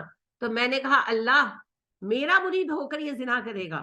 تو اللہ نے کہا پھر تم کیا چاہتے ہو عبد القادر؟ شکر اللہ نے غوث اعظم نے کہہ دیا تم کیا چاہتے ہو عبد القادر؟ تو میں نے کہا اللہ جی اس کو خواب میں بدل دیں. تو اس لیے ایسا ہوا. تو عبد القادر تو مار سکتے ہیں نظر, نبی صلی اللہ علیہ وسلم نہیں مار سکتے. لہٰذا آپ صلی اللہ علیہ وسلم پر جب جادو ہوا, شکر ہے وہ صحیح کہہ رہی ہے بہن, کے کسی نے یہ نہیں کہہ دیا کہ غوث اعظم آئے اور جادو کا علاج کر کے چلے گئے. بھائی جب وہ معراج پر جب جبرائیل نے کہا کہ میں آگے نہیں جا سکتا, وہاں آ کر کندھوں پر اٹھا کر لے کر جا سکتے ہیں اکارڈنگ ٹو آر سٹوریز, تو وہ آ کے جادو کا علاج بھی کر سکتے ہیں. پرسنلی میں نے سنا, پرسنلی مجھے کسی نے انوائٹ کیا ہوا تھا اپنے گھر میں, انہوں نے درس وغیرہ محفل رکھی تھی, درس تو نہیں تھا محفل رکھی تھی, کچھ ایسی نزاکت کا رشتہ تھا کہ میں چلی گئی. تو وہاں جو خاتون آئی ہوئی تھی بڑی فیمس ہے, اور وہ ٹی وی پر ناطے شاطے معذر وہ پڑھتی ہیں. تو وہ کہنے لگی کہ جی نبی کریم وہ غوث اعظم, اچھا محفل میلاد کی تھی, چل رہا ہے غوث اعظم کے فضائل کا قصہ, پہلے ڈیسائیڈ تو کر لو, بعد بھی منا رہے ہو کہ یاد بھی منا رہے ہو. اینی ویز تو وہ کہنے لگی کہ جب نبی کریم صلی اللہ علیہ وسلم معراج پر گئے تو جب جبرائیل نے ان سے کہا کہ یہاں سے آگے میں نہیں جا سکتا, تو وہاں پر آ کر غوث اعظم آ گئے اور نبی صلی اللہ علیہ وسلم کو کندھوں پر اٹھا کر لے گئے. تو میرا کوشچن معصوم سا تھا جس پر وہ بڑی ناراض ہوئی کہ میں نے کہا جی افضل کون ہے, نبی صلی اللہ علیہ وسلم کے غوث اعظم؟ وہ تو پیدا ہی بعد میں ہوئے ہیں. دیکھو جی اے لاجک ہے, اے عقل منداں نوں سمجھ آندی ہے نا. نہیں جی, میں نے آپ کو سلسلہ اویسیہ کے جو اس وقت انچارج ہے بابا جی, ان کا بتایا نا کہ انہوں نے کہا کہ میں داتا صاحب کا پیر بھائی ہوں, سمجھ گئے, داتا صاحب کا پیر بھائی ہوں. تو جو ان کے مریدوں میں سے ایک بندے جو ہیں, ساری بڑے بہت مرید ہے جی ان کے, تو ایک جو جن کی بیٹی سے میرا رابطہ ہے, جو بچی میرے کانٹیکٹ میں ہے, وہ آرتھوپیڈ سرجن ہے. Can you imagine that? اور ان کے ابا بھی سرجن ہے, یعنی کہ پڑھی لکھی فیملی ہے, نسل در نسل. بچے بھی آگے کوئی ڈاکٹر کوئی انجینئر بن رہا ہے. تو بچی نے اپنے ابا سے کہا کہ ابا یہ کیسے ہو سکتا ہے؟ وہ کہہ رہے ہیں کہ میں داتا صاحب کا پیر بھائی ہوں. تو داتا صاحب تو 800 سال پہلے گزرے, تو کہنے لگے بیٹے یہ عشق کی باتیں ہیں, یہ عقل سے سمجھ نہیں آئیں گی, اسی لیے علماء کبھی بابوں کو نہیں مانتے, پیروں کو نہیں مانتے. تو تم یہاں عقل کی بات نہ کرو. ایک آرتھوپیڈ سرجن یہ کہہ رہا ہے بیٹھ کر, وہ تو ویسے ایک جاہل عورت ہے, آواز اللہ نے اچھی دے دی ہے, تو وہ بیٹھ کر ناطے پڑھ کر کمائی کر رہی ہیں. ان سے کیا آپ عقل کی بحث کریں گے؟ ایویں نہیں وہ آپ کو شعر سناتے, عقل مندہ ایویں عمرہ گالیاں نہیں جی. اب اللہ کیا کہتا ہے؟ اللہ کہتے ہیں صرف اولی الالباب ہیں جو اللہ کو سمجھتے اور اللہ سے ڈرتے ہیں. تو جی بات یہ ہے کہ شکر ادا کریں کہ جادو کا علاج کرنے غوث اعظم نہیں بلائے گئے. تو نبی کریم صلی اللہ علیہ وسلم پر جب جادو ہوا ہے, آپ صلی اللہ علیہ وآلہ وسلم کو یہ بھی نہیں پتا تھا کہ مجھ پر جادو ہوا ہے. تھوڑا دسو, آپ کو یہ بھی نہیں پتا تھا کہ مجھ پر جادو ہوا ہے. آپ صلی اللہ علیہ وسلم کے اس معاملے کو اما عائشہ بیان کرتی ہیں کہ آپ صلی اللہ علیہ وسلم کو سر میں درد شروع ہوا, اور درد اتنا بڑھ جاتا تھا کہ آپ کی آنکھیں ریڈ ہو جاتی تھی, اور آپ بے قرار رہتے تھے, اور آپ چیزیں بھولنے لگے تھے. اصل میں جادو آپ پر یہ کیا گیا تھا کہ وہی بھول جائے, لیکن وہی تو نہیں بھولے. اما خود کہتی ہے, اما کہتی ہیں آپ قرآن کی کوئی بات نہیں بھولے, مگر آپ اپنی باتیں بھول جاتے ہیں. جیسے کسی بیوی کے پاس نہیں آئے اور آپ کو لگتا میں آیا ہوں, کہ جیسے جس کے ساتھ آپ کی رات گزر نہیں ہوتی, جس بیوی کے پاس رات قیام ہوتا, آپ صلی اللہ علیہ وسلم کو لگتا کہ میں نے اس کے ساتھ ٹائم سپینڈ کر لیا, مگر آپ نے نہ کیا ہوتا. اور آپ کہتے میں نے کھانا کھا لیا اور آپ نے نہ کھایا ہوتا. لیکن دین کے معاملے میں اما عائشہ وضاحت کرتی ہیں کہ دین کے معاملے میں آپ کوئی بات نہیں بھولتے. نہیں, وہ اس کا تعلق جادو سے نہیں ہے. ہاں, کبھی کنیکٹ نہ کیجیے گا, اس کا تعلق جادو سے نہیں ہے. نماز نہیں بھولے تھے, نماز میں رکعت بھول گئے تھے. 2 دفعہ ہوا ہے. ایک دفعہ آپ صلی اللہ علیہ وسلم نے 5 رکعتیں پڑھائی تھی, اور ایک مرتبہ 3 رکعتیں پڑھائی تھی. وہ تو ہماری تعلیم کے لیے, تاکہ ہمیں پتہ لگ جائے کہ جب زیادہ ہو کم ہو تو ہم کیا کریں. اور یہ بائی چانس ہوا تھا. اور جب آپ صلی اللہ علیہ وسلم نے 1 رکعت کم پڑھائی تھی, تو تب تو آپ غصے میں بھی تھے, کسی وجہ سے سٹریس تھے آپ. لہٰذا آپ صلی اللہ علیہ وسلم نے 2 باتیں خلاف معمول ہوئی. ایک تو نماز پڑھا کر آپ رکے نہیں, فوراً اندر چلے گئے. تو پھر آپ کے پیچھے ذوالدین گئے, اور جب انہوں نے آپ سے کہا کہ اللہ کے نبی صلی اللہ علیہ وسلم کیا نماز میں کمی ہو گئی, آپ بھول گئے, تو آپ کو خلاف معمول غصہ آ گیا. آپ کو غصہ نہیں آتا تھا, آپ کو غصہ آ گیا. تو آپ غصے سے اٹھے, اور صحابہ کہتے ہیں چادر لپیٹی تھی, گھسیٹتے ہوئے باہر, اور کہا لوگ ذوالدین صحیح کہہ رہے ہیں, اور آپ غصے میں تھے. صحابہ نے کہا جی صحیح کہہ رہے ہیں, تو آپ چپ کر گئے. آپ نے چادر ریپ کی اپنی, 1 رکعت پڑھائی, سجدہ صاحب کیا, پھر لوگوں کی طرف پلٹے. تب تک آپ نارمل ہو گئے تھے. آپ نے کہا لوگوں میں انسان ہوں, بھول جاؤں تو یاد کرا دیا. قرآن میں کتنی دفعہ کہا, خدا نے کہا. تو وہ اس واقعے کا جادو سے کوئی تعلق نہیں ہے. جادو آپ پر اسی مقصد کے لیے کیا گیا تھا کہ آپ وہی بھول جائیں, مگر آپ صلی اللہ علیہ وسلم کوئی بھی دین کا کام نہیں بھولے. البتہ آپ کو 2 پریشانیاں آ رہی تھی, ایک گھریلو زندگی میں, اور دوسرا آپ صلی اللہ علیہ وسلم کو سر درد تھا. سر درد دکھ ہوتا ہے تو آپ کو پتا ہے پوری باڈی اپسیٹ ہوتی ہے, تو آپ کو سر درد بہت زیادہ ہو رہا. تو آپ صلی اللہ علیہ وسلم کی یہ حالت 3 دن رہی. تو جو 3rd ڈے تھا, یعنی کہ دوسرا دن گزر چکا تھا, رات تھی. تو اماں کہتی ہیں کہ آپ بہت دعا مانگتے رہے تہجد میں نا, بہت دعا مانگی, بہت دعا مانگی, بہت دعا مانگی. پھر فجر پڑھائی, پھر اس کے بعد آپ کی طبیعت اتنی ناساز تھی کہ آپ آ کر لیٹ گئے. تو اماں کہتی ہیں آپ لیٹے اور آپ سو گئے. تو کچھ دیر بعد جب آپ اٹھے, تو آپ نے کہا عائشہ مجھے اس بات کا جواب مل گیا جو میں اللہ سے پوچھ رہا تھا. لوہے محفوظ پر نظر نہیں مار سکے بھائی, اور نہ ہی آج کے بابوں کی طرح لوٹا گھما کر, یا وہ کیا ہوتی ہیں دانے پھینکتے ہیں, کوڑیاں وہ پھینکتے ہیں اور پانسے پھینکتے ہیں, اور پھر وہ خانوں میں جا کر گرتے ہیں, پھر وہ جمع مائنس کرتے ہیں, اور پھر فتوے لگاتے ہیں فلانے نے جادو کر دیا, فلانے نے کر دیا. سب بکواس باتیں, کوئی سچ نہیں ہے ان کے اندر. نبی کریم صلی اللہ علیہ وسلم کو تب تک کچھ پتا نہیں تھا, یہ بھی پتا نہیں تھا کہ مجھ پر جادو ہے. آپ تو بس یہ دعا کر رہے تھے اللہ سے کہ اللہ مجھے شفا دے, مجھے کیا ہو گیا. اما عائشہ خود کہتی ہیں کہ آپ بار بار اللہ سے دعا کر رہے تھے, پوچھ نہیں رہے تھے, دعا کر رہے تھے. सवाल का लफ्ज है असल में, तो उसका तर्जुमा जब करते तो पूछना कर देते हैं, हालांकि सवाल का मतलब होता है मांगना। तो नबी सल्लल्लाहु अलैहि वसल्लम अल्लाह से दुआ मांग रहे थे कि अल्लाह मुझे क्या हो गया, मुझे क्या हो गया, मुझे शिफा दे, मुझे क्या हो गया। तो फिर अल्लाह ने इसका जवाब दिया, और आप सल्लल्लाहु अलैहि वसल्लम ने ख्वाब देखा कि जिब्राइल और मीकाईल है। यानी कि आपने हदीस में पहले खुद आप कहते हैं कि दो लोग हैं, एक सिरहाने खड़ा है, एक पैर की तरफ खड़ा है। एंड में आपने जाकर कहा कि वो जिब्राइल और मीकाईल थे। तो आप कहते हैं मैंने ख्वाब देखा कि दो लोग हैं, एक सिरहाने खड़ा है, एक पांती खड़ा है। तो जो पांती खड़ा है वो सिरहाने वाले से पूछते हैं इनको क्या हुआ, तो वो जवाब देते हैं इन पर जादू हुआ है। पांती वाला पूछता है किसने किया, सिरहाने वाला जवाब देते हैं लबैद बिन आसिम यहूदी ने। कहते किसने किया, वो कहते हैं कि एक नर खजूर के खोशे में बाल इनके उसके ऊपर बांधकर, उसके अंदर मटेरियल वगैरह रखकर, नार खजूर के खोशे के ऊपर इनके बालों की गिरहें बांधकर जादू किया। कहते हल क्या, वो जादू का सामान कहाँ है, उन्होंने कहा बनु ज़रीक के कुएं में। उन्होंने कहा हल क्या है, तो उन्होंने कहा हल बताया जो फिर आगे चलकर हुआ कि फलक और नास पढ़कर तो गिरहें खोल दो और वो सारा सामान अलग अलग करके फेंक दो, तलफ कर दो। तलफ करने से मुराद यही होता है कि अलग अलग करके फेंक दो। तो आप सल्लल्लाहु अलैहि वसल्लम की आंख खुल गई। तो आपने अम्मा आयशा को ये ख्वाब सुनाया। तो अम्मा ने कहा कि दो लोग कौन थे अल्लाह के नबी सल्लल्लाहु अलैहि वसल्लम। आपने कहा जिब्राइल और मीकाईल। सिरहाने जिब्राइल थे और पैरों की तरफ मीकाईल। तो वो वैसे भी आकर बता सकते थे, अल्लाह का हुक्म ख्वाब में बताया गया। बहरहाल आप सल्लल्लाहु अलैहि वसल्लम उठे और सहाबा को जमा होने का हुक्म दिया। सहाबा इकट्ठे हो गए, सहाबा वैसे ही अपसेट थे, आप बीमार थे तो परेशान थे। तो आपने उनको अपने ख्वाब के बारे में बताया, सहाबा फौरन तैयार हो गए, वो जो कबीला था वहां गए। और नबी सल्लल्लाहु अलैहि वसल्लम जब वापस आए, अब आयशा बताती हैं कि जब वापस आए तो आपने कहा कि आयशा उस कुएं के गिर्द दरख्त ऐसे नजर आते थे जिस तरह शैतानों के सर हो। जादू का असर जो एक होता है ना, आपने कभी पता नहीं नोटिस किया है या नहीं, मुझे इलाज के सिलसिले में ये तजर्बा हुआ कि जहां जादू या जिन जदगी हो वहां एक तरह की वहशत हो जाती है। देखे ना, अगर किसी घर में टेररिस्ट घुस आए तो कोई बोलेगा नहीं ना, कोई आवाज नहीं होगी ना। तो आप अगर वहां पर आ जाए तो गैर मामूली खामोशी महसूस करेंगे कि नहीं करेंगे। हालांकि जो मौजूद है इंसान ही है, या कोई जहाज हाईजैक हो जाए, कोई बस अल्लाह माफ करे हाईजैक हो जाए, तो कैसा सन्नाटा और खौफ होगा। तो जहां जिन आ जाए जादू से या वैसे और लोगों को सताने लगे, तो वहां पे फिर वही आलम होता है ना। और देखें जादू जिस वक्त चलता है तो शयातीन फिर वहां फिजिकली आते हैं, तो उनकी नहुसत होती है। तो लिहाजा वो आप सल्लल्लाहु अलैहि वसल्लम कहते हैं कि वो शैतानों के सरों की तरह थे तरह। और कुएं का पानी ऐसे लाल था, ये हदीस के अल्फाज है, कुएं का पानी ऐसे लाल था जैसे मेहंदी रंगा पानी होता है। यानी मेहंदी अगर आप पानी में घोलें तो पानी लाल हो जाता है ना, तो पानी ऐसे लाल हुआ हुआ था। मैं हैरान, मुझे हैरत है कि बनु ज़रीक वालों ने इस बात पर गौर क्यों नहीं किया। ये मैं कह रही हूँ कि उन्होंने नहीं करते तो थे, लेकिन शायद वो इंस्टेंटली हुआ, अल्लाह बेहतर जानता है, अल्लाह नोज, क्योंकि इस पर कोई हमें वो तफसील मिलती नहीं। ये तो मैं खुद कह रही हूँ कि पता नहीं बनु ज़ुरीक वालों ने कैसे इसको नोटिस नहीं किया।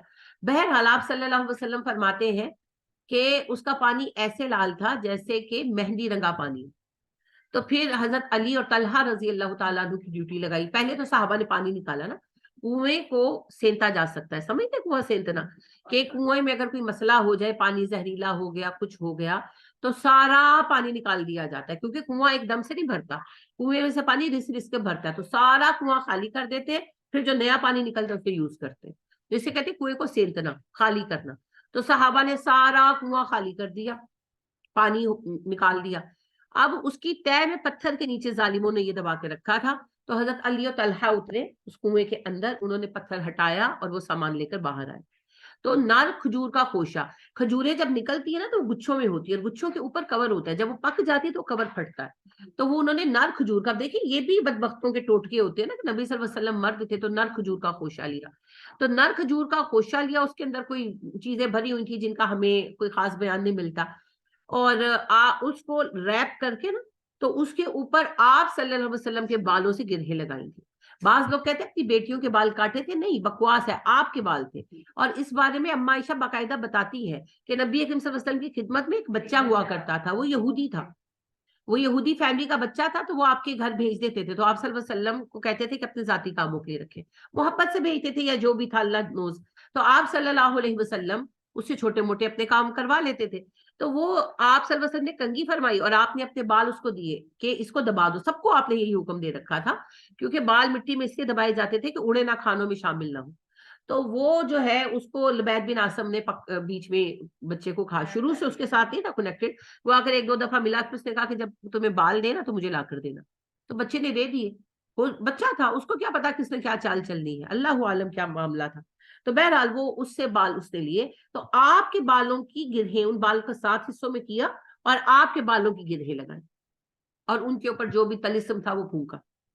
تو آپ صلی اللہ علیہ وسلم نے علی جو ہے انہوں نے یہ کام کیا. یہاں پر روایت میں 2 حصے ہو جاتے ہیں، یعنی کہ 2 طرح سے روایت ہو جاتی ہے، ایک انس کی ہے اور ایک اما عائشہ کی ہے، کہ ایک میں آتا ہے کہ نبی صلی اللہ علیہ وسلم پڑھتے گئے فلق اور ناس اور علی گرہیں کھولتے گئے، یعنی یہ فلق اور ناس پوری ہو جاتی تھی تو ایک گرہ کھول دیتے تھے، تو یعنی کہ 7 دفعہ فلق اور 7 دفعہ ناس پڑھی تو گرہیں کھولتے گئے، 7 گرہیں لگائی گئی. اور نہیں آسان نہیں ہے، مشکل ہے، پر نبی صلی اللہ علیہ وسلم کا علاج تو کرنا تھا تو کھولی انہوں نے، تو کیونکہ گرہ کھولنے کا ذکر ہے، کاٹنے کا نہیں ہے، تو لہٰذا وہ پھر انہوں نے کھولی، جیسے بھی کھولی اللہ عالم.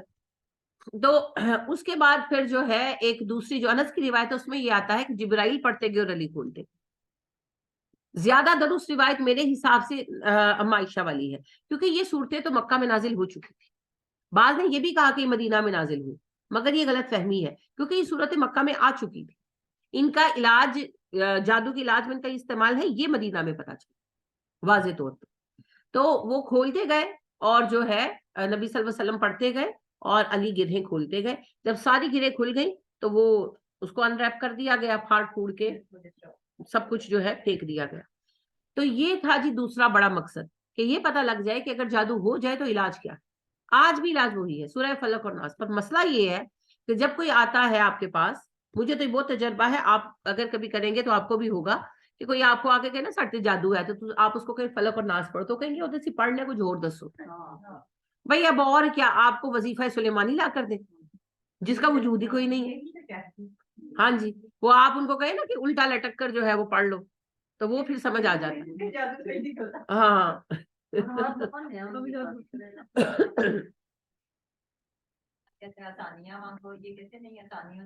ہاں جی، آپ ان کو کہیں نا کہ آپ فلق اور ناس پڑھ لیں تو ان کو بالکل اعتبار نہیں آئے گا، مگر آپ ان کو کہیں کہ رات کو 2 بجے ننگے آسمان کے نیچے دسمبر کے مہینے میں پانی کا ٹب رکھ کے ایک ٹانگ پہ کھڑے ہو کر 101 مرتبہ پڑھو، پھر شرطیہ فلک پڑے گا. کریں گے بھی نا، اور فلک بھی پہلی دفعہ میں پڑ جائے گا. سیریسلی مذاق نہیں کر رہی، کیونکہ ہمارا ذہن بنا ہوا ہے نا کہ جب تک ہم کنویں میں الٹا لٹک کر اللہ کو نہیں پکاریں گے تب تک اللہ ہم سے راضی نہیں ہوگا. بھائی پھر اللہ تمہیں چمگادڑ پیدا کرتا، الٹا ہی لٹکانا تھا، انسان کیوں بنایا؟ اللہ کو یہ مقصود نہیں ہے، اللہ کو یہ مقصود نہیں ہے، مگر ہمیں کوئی انوکھا طریقہ چاہیے، کوئی ایسا کام جو کسی نے دنیا میں نہ کیا ہو، تو اس کی ضرورت نہیں ہے. نبی صلی اللہ علیہ وسلم پر جادو ہونے میں ایک بڑی حکمت یہ بھی تھی کہ قیامت تک کے لیے ہمارے لیے سٹینڈرڈ بن جائے کہ جادو کا علاج یہی ہے، فلق اور ناس. ادھر ادھر بھاگنے دوڑنے کی ضرورت نہیں تمہیں، صرف اس پر قائم ہو جاؤ، فلق اور ناس کو اس طرح استعمال کرو جس طرح اس کا استعمال ہونا چاہیے. اس کے بعد پھر ایک اور بڑی بات ہوئی، نبی اکرم صلی اللہ علیہ وسلم نے لبید بن عاصم کو بلوایا. آپ صلی اللہ علیہ وسلم نے پوچھا تو نے مجھ پر جادو کیا؟ کہنے لگا ہاں میں نے کیا. آپ نے کہا کیوں؟ کہنے لگا تم نے ہماری قوم کو مصیبت میں ڈالا، اس لیے اپنی قوم کی جان چھڑانے کے لیے. آپ صلی اللہ علیہ وسلم نے کہا میں نے اپنی ذات کے لیے کبھی کسی سے بدلہ نہیں لیا، تم سے بھی نہیں لوں گا، لیکن جتنا جادو تمہیں یاد ہے آج ختم، تم بھول جاؤ گے. تو اس کا دماغ خالی ہوگا. وہ جو کرنا چاہتا تھا نبی صلی اللہ علیہ وسلم کے ساتھ اس بدبخت کے ساتھ ہوا. وہ نبی صلی اللہ علیہ وسلم کو بھلا دینا چاہتا تھا علم وحی، وہ تو اللہ کا علم ہے، وہ بھلا کر دکھاؤ، وہ تو ایک لفظ آپ نہیں بھولے، ایک زیر زبر نہیں بھولے، مگر یہ جادو کا علم بھول گیا. تو یہ بہت بڑی بلیسنگ تھی. اس کو کافی یہ سب سے بڑا جادوگر تھا، یہ اس وقت سب سے بڑا جادوگر تھا. اور میں نے آپ سے پہلے بھی کہا جادو کوئی کتابی علم نہیں ہے، جادو یہ ایک دوسرے کو سکھاتے ہیں، ٹرسٹڈ ونس کو. تو جادو کا بہت بڑا حصہ تو وہیں پر ختم ہو گیا. تو آپ صلی اللہ علیہ وسلم پر آنے والی یہ آزمائش ہمیں اس مصیبتوں سے بچانے کے لیے تھی. اب ان کے پاس چھوٹے موٹے ٹوٹکے رہ گئے، اور وہ بھی اثر کب کریں گے جب اس کی رضا ہوگی. نہیں، ٹوٹکے تو شیطانی ہی ہیں، وہ بات تو پہلے ہی ہو گئی نا. میں نے بالکل یہ نہیں کہا کہ جب جو ٹوٹکے والا رحمانی ہے، رحمانی ٹوٹکے نہیں ہوتے، رحمانی تو دعائیں ہوتی ہیں. میں تو آپ سے عرض یہ کر رہی ہوں کہ نبی اکرم صلی اللہ علیہ وسلم پر جادو ہونے کی بہت ساری حکمتیں ہیں. ان میں سے 3 بڑی حکمتیں جو مجھے نظر آتی ہیں یہ آپ صلی اللہ علیہ وسلم کی بشریت کا ثبوت ہے، پھر اللہ کے اختیار کا ثبوت ہے، 2 باتیں. تیسری بات آپ صلی اللہ علیہ وسلم پر جادو ہو کر جادو کا علاج مل گیا، اور چوتھی بات کہ اللہ پاک نے جادو کا ایک بڑا حصہ ڈسٹروئے کرا دیا. لہٰذا آج کسی کے پاس بہت بڑے جادو نہیں ہے، چھوٹے موٹے جادو کر سکتے ہیں.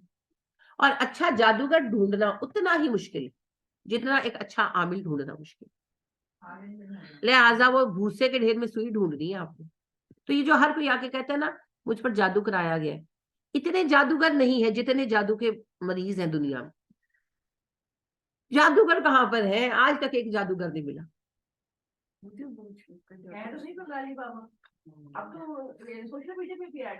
بڑے ہیں جی، لیکن سب ڈرامے باز ہیں نا، سب ڈرامے باز ہیں.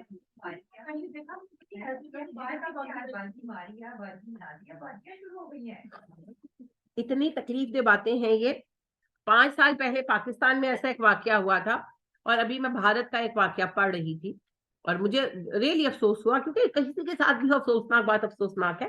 آپ کو شاید یاد ہے کہ نہیں، 5 یا 6 سال پہلے ایک بندے نے مری میں اپنے ایک بھانجے کو مار دیا تھا، دوسرا بھانجا اس کا ریسکیو کر لیا گیا تھا. چھوٹا جو اپنے 2 بھانجوں کو وہ بدبخت انسان جو ہے لے کر گیا تھا سیر کرانے، اور چھوٹا جو 5-6 سال کا بچہ تھا اس کو تو ظالم نے قتل کر دیا، ذبح کر دیا، باقاعدہ سلوٹر کیا. اور جو دوسرا بچہ تھا 8-9 سال کا وہ بھاگ گیا، تو وہ بچ گیا اس وجہ سے.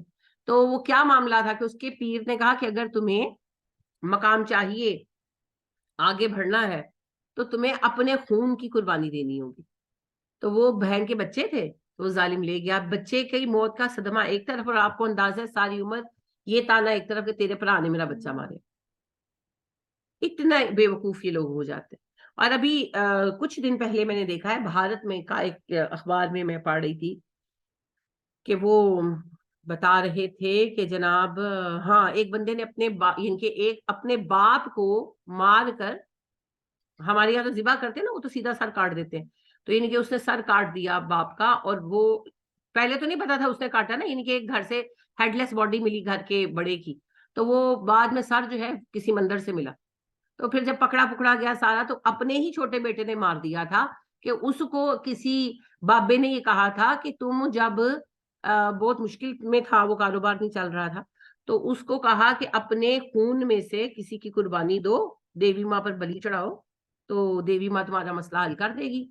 تو وہ اس نے سب سے پہلا اس کو بیچارے کو بد نظر آیا، استغفر اللہ لا الہ الا اللہ، اس نے اپنے باپ کو مار دیا اور کہنے لگا کہ تمہارا کعبہ، میں نے تو قربانی دی ہے، میں نے تو بلی دی ہے. تو ظاہر پولیس لے گئی. تو وہ کتنی افسوسناک بات ہے نا. یعنی کہ باپ کی موت کا غم تو جو ماں کو، بھائیوں کو، سب کو ہونا ہے وہ تو ہونا ہے. اس سے زیادہ تکلیف دہ بات یہ ہے کہ کس نے مارا اپنے بیٹے. اب ماں بیٹے کا غم کرے جس کو ظاہری بات ہے سزائے موت ہوگی، کہ ماں اپنے میاں کی موت کا غم کرے، کیا کرے؟ اس ماں کی، اس عورت کی کیا کیفیت ہوگی؟ تو یہ اتنے ظالم ہو جاتے ہیں، اور یہ ایسی ایسی فضول باتیں کرتے ہیں، لوگ اتنے اندھے ہو جاتے ہیں.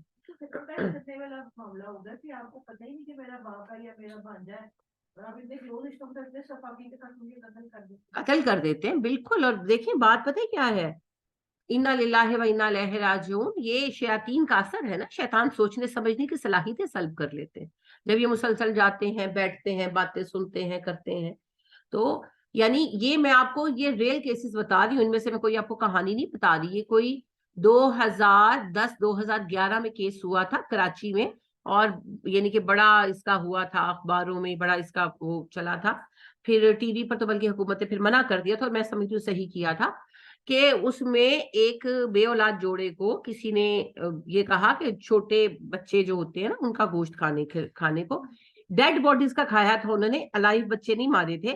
لیکن ایک ہیومن بیبی، وہ بھی مرا ہوا، ظالموں کچھ تو عقل کرو. تو وہ اس کی کلیجی اور دل وہ بھون کر بیوی کو کھلا رہا تھا. تو وہ اصل میں وہ مردہ خانے سے بچے کے جو غائب ہونے کا مسئلہ، یہ جو ان کو ہاں کہ ایسے ہوا کہ بچے کی لاش ملی، تو وہ بچہ کے دل اور وہ غائب تھا، چھوٹا بیبی، بالکل چھوٹا بیبی. تو وہ جو ہے پہلے تو یہ سمجھے کہ اس کی وجہ سے بچہ مرا، پر وہ پوسٹ مارٹم میں پتا چلا کہ بچہ مرا ہوا تھا. مرنے کے بعد اس کا دل اور وہ کلیجی نکالی گئی. استغفر اللہ لا الہ الا اللہ کہتے ہوئے میرے ایسے نا وہ کھڑے ہو رہے ہیں. لیکن پھر اس طرح اوپر تلے ان کو کچھ لاشیں ملی، پتہ نہیں 11 کھانے تھے، انہوں نے کیا بکواس تھی میں بھول گئی ہوں، لیکن 4-5 ایسی باڈیز ملی. تو ظاہری بات ہے بہت بڑی بات تھی. اچھا سارے مرے ہوئے بچوں کی باڈیز تھی، لیکن ان کے وہ نکالے گئے تھے انہوں نے پھر ان کو سمجھ تو آ گئی کہ کوئی جادو وادو کا کوئی چکر ہوگا غالباً, اور مردہ خانے سے, ہاسپٹل سے مردہ خانے سے پیسے دے کر لے لیتے تھے. تو وہ بہرحال وہ پھر جو سپلائر تھا وہ بھی پکڑا گیا, ایسا تھوڑی ہے, وہ مردہ خانے کا انچارج تھا وہ بھی پکڑا گیا, وہ پھر پولیس نے پکڑ لیا. تو عام میاں بیوی تھے, بس وہ کسی بابے کے پاس گئے اور اس نے پتہ نہیں, میں بھول گئی ہوں کہ 11 کے پتہ نہیں 9 کہا تھا کہ وہ کھائیں کلیجیاں اور اس طرح, اور ہر مہینے کی پتہ نہیں کون سی تاریخ کو تو اولاد ہوگی. بھائی کوئی کامن سینس, کوئی کامن سینس, اللہ کا خوف کرو. یعنی کہ یہ کون سی لاجک ہے, مجھے آپ بتائیں کون سی لاجک ہے. مردہ, ہاں ایک طرف مردہ اور اوپر سے مردہ بھی انسان کا بچہ, اور ویسے بھی اس میں کون سی لاجک ہے, کسی انسان کو کھا کر آپ کے اندر اولاد پیدا ہوگی, اس بات کی کون سی لاجک. میں حیران رہ گئی, یعنی کہ مجھے کبھی زندگی میں بہت کم حیران ہوتی ہوں سیریسلی, کیونکہ میں نے جتنا پڑھا ہے اور دنیا کو جتنا دیکھا بھی ہے, مجھے چیزیں بہت نارمل لگتی ہیں. لیکن میں اتنا حیران ہوئی کہ ایک انسان اتنا بے وقوف, اسٹوپڈ اور خود غرض کیسے ہو سکتا ہے, اور کس طرح وہ عورت تھی نا, اس نے کھا کیسے لیا, اور وہ بندہ اس نے پکا کیسے لیا. How could you do that. کیسے ہو گیا ان کو, لا الہ الا اللہ, لا الہ الا اللہ.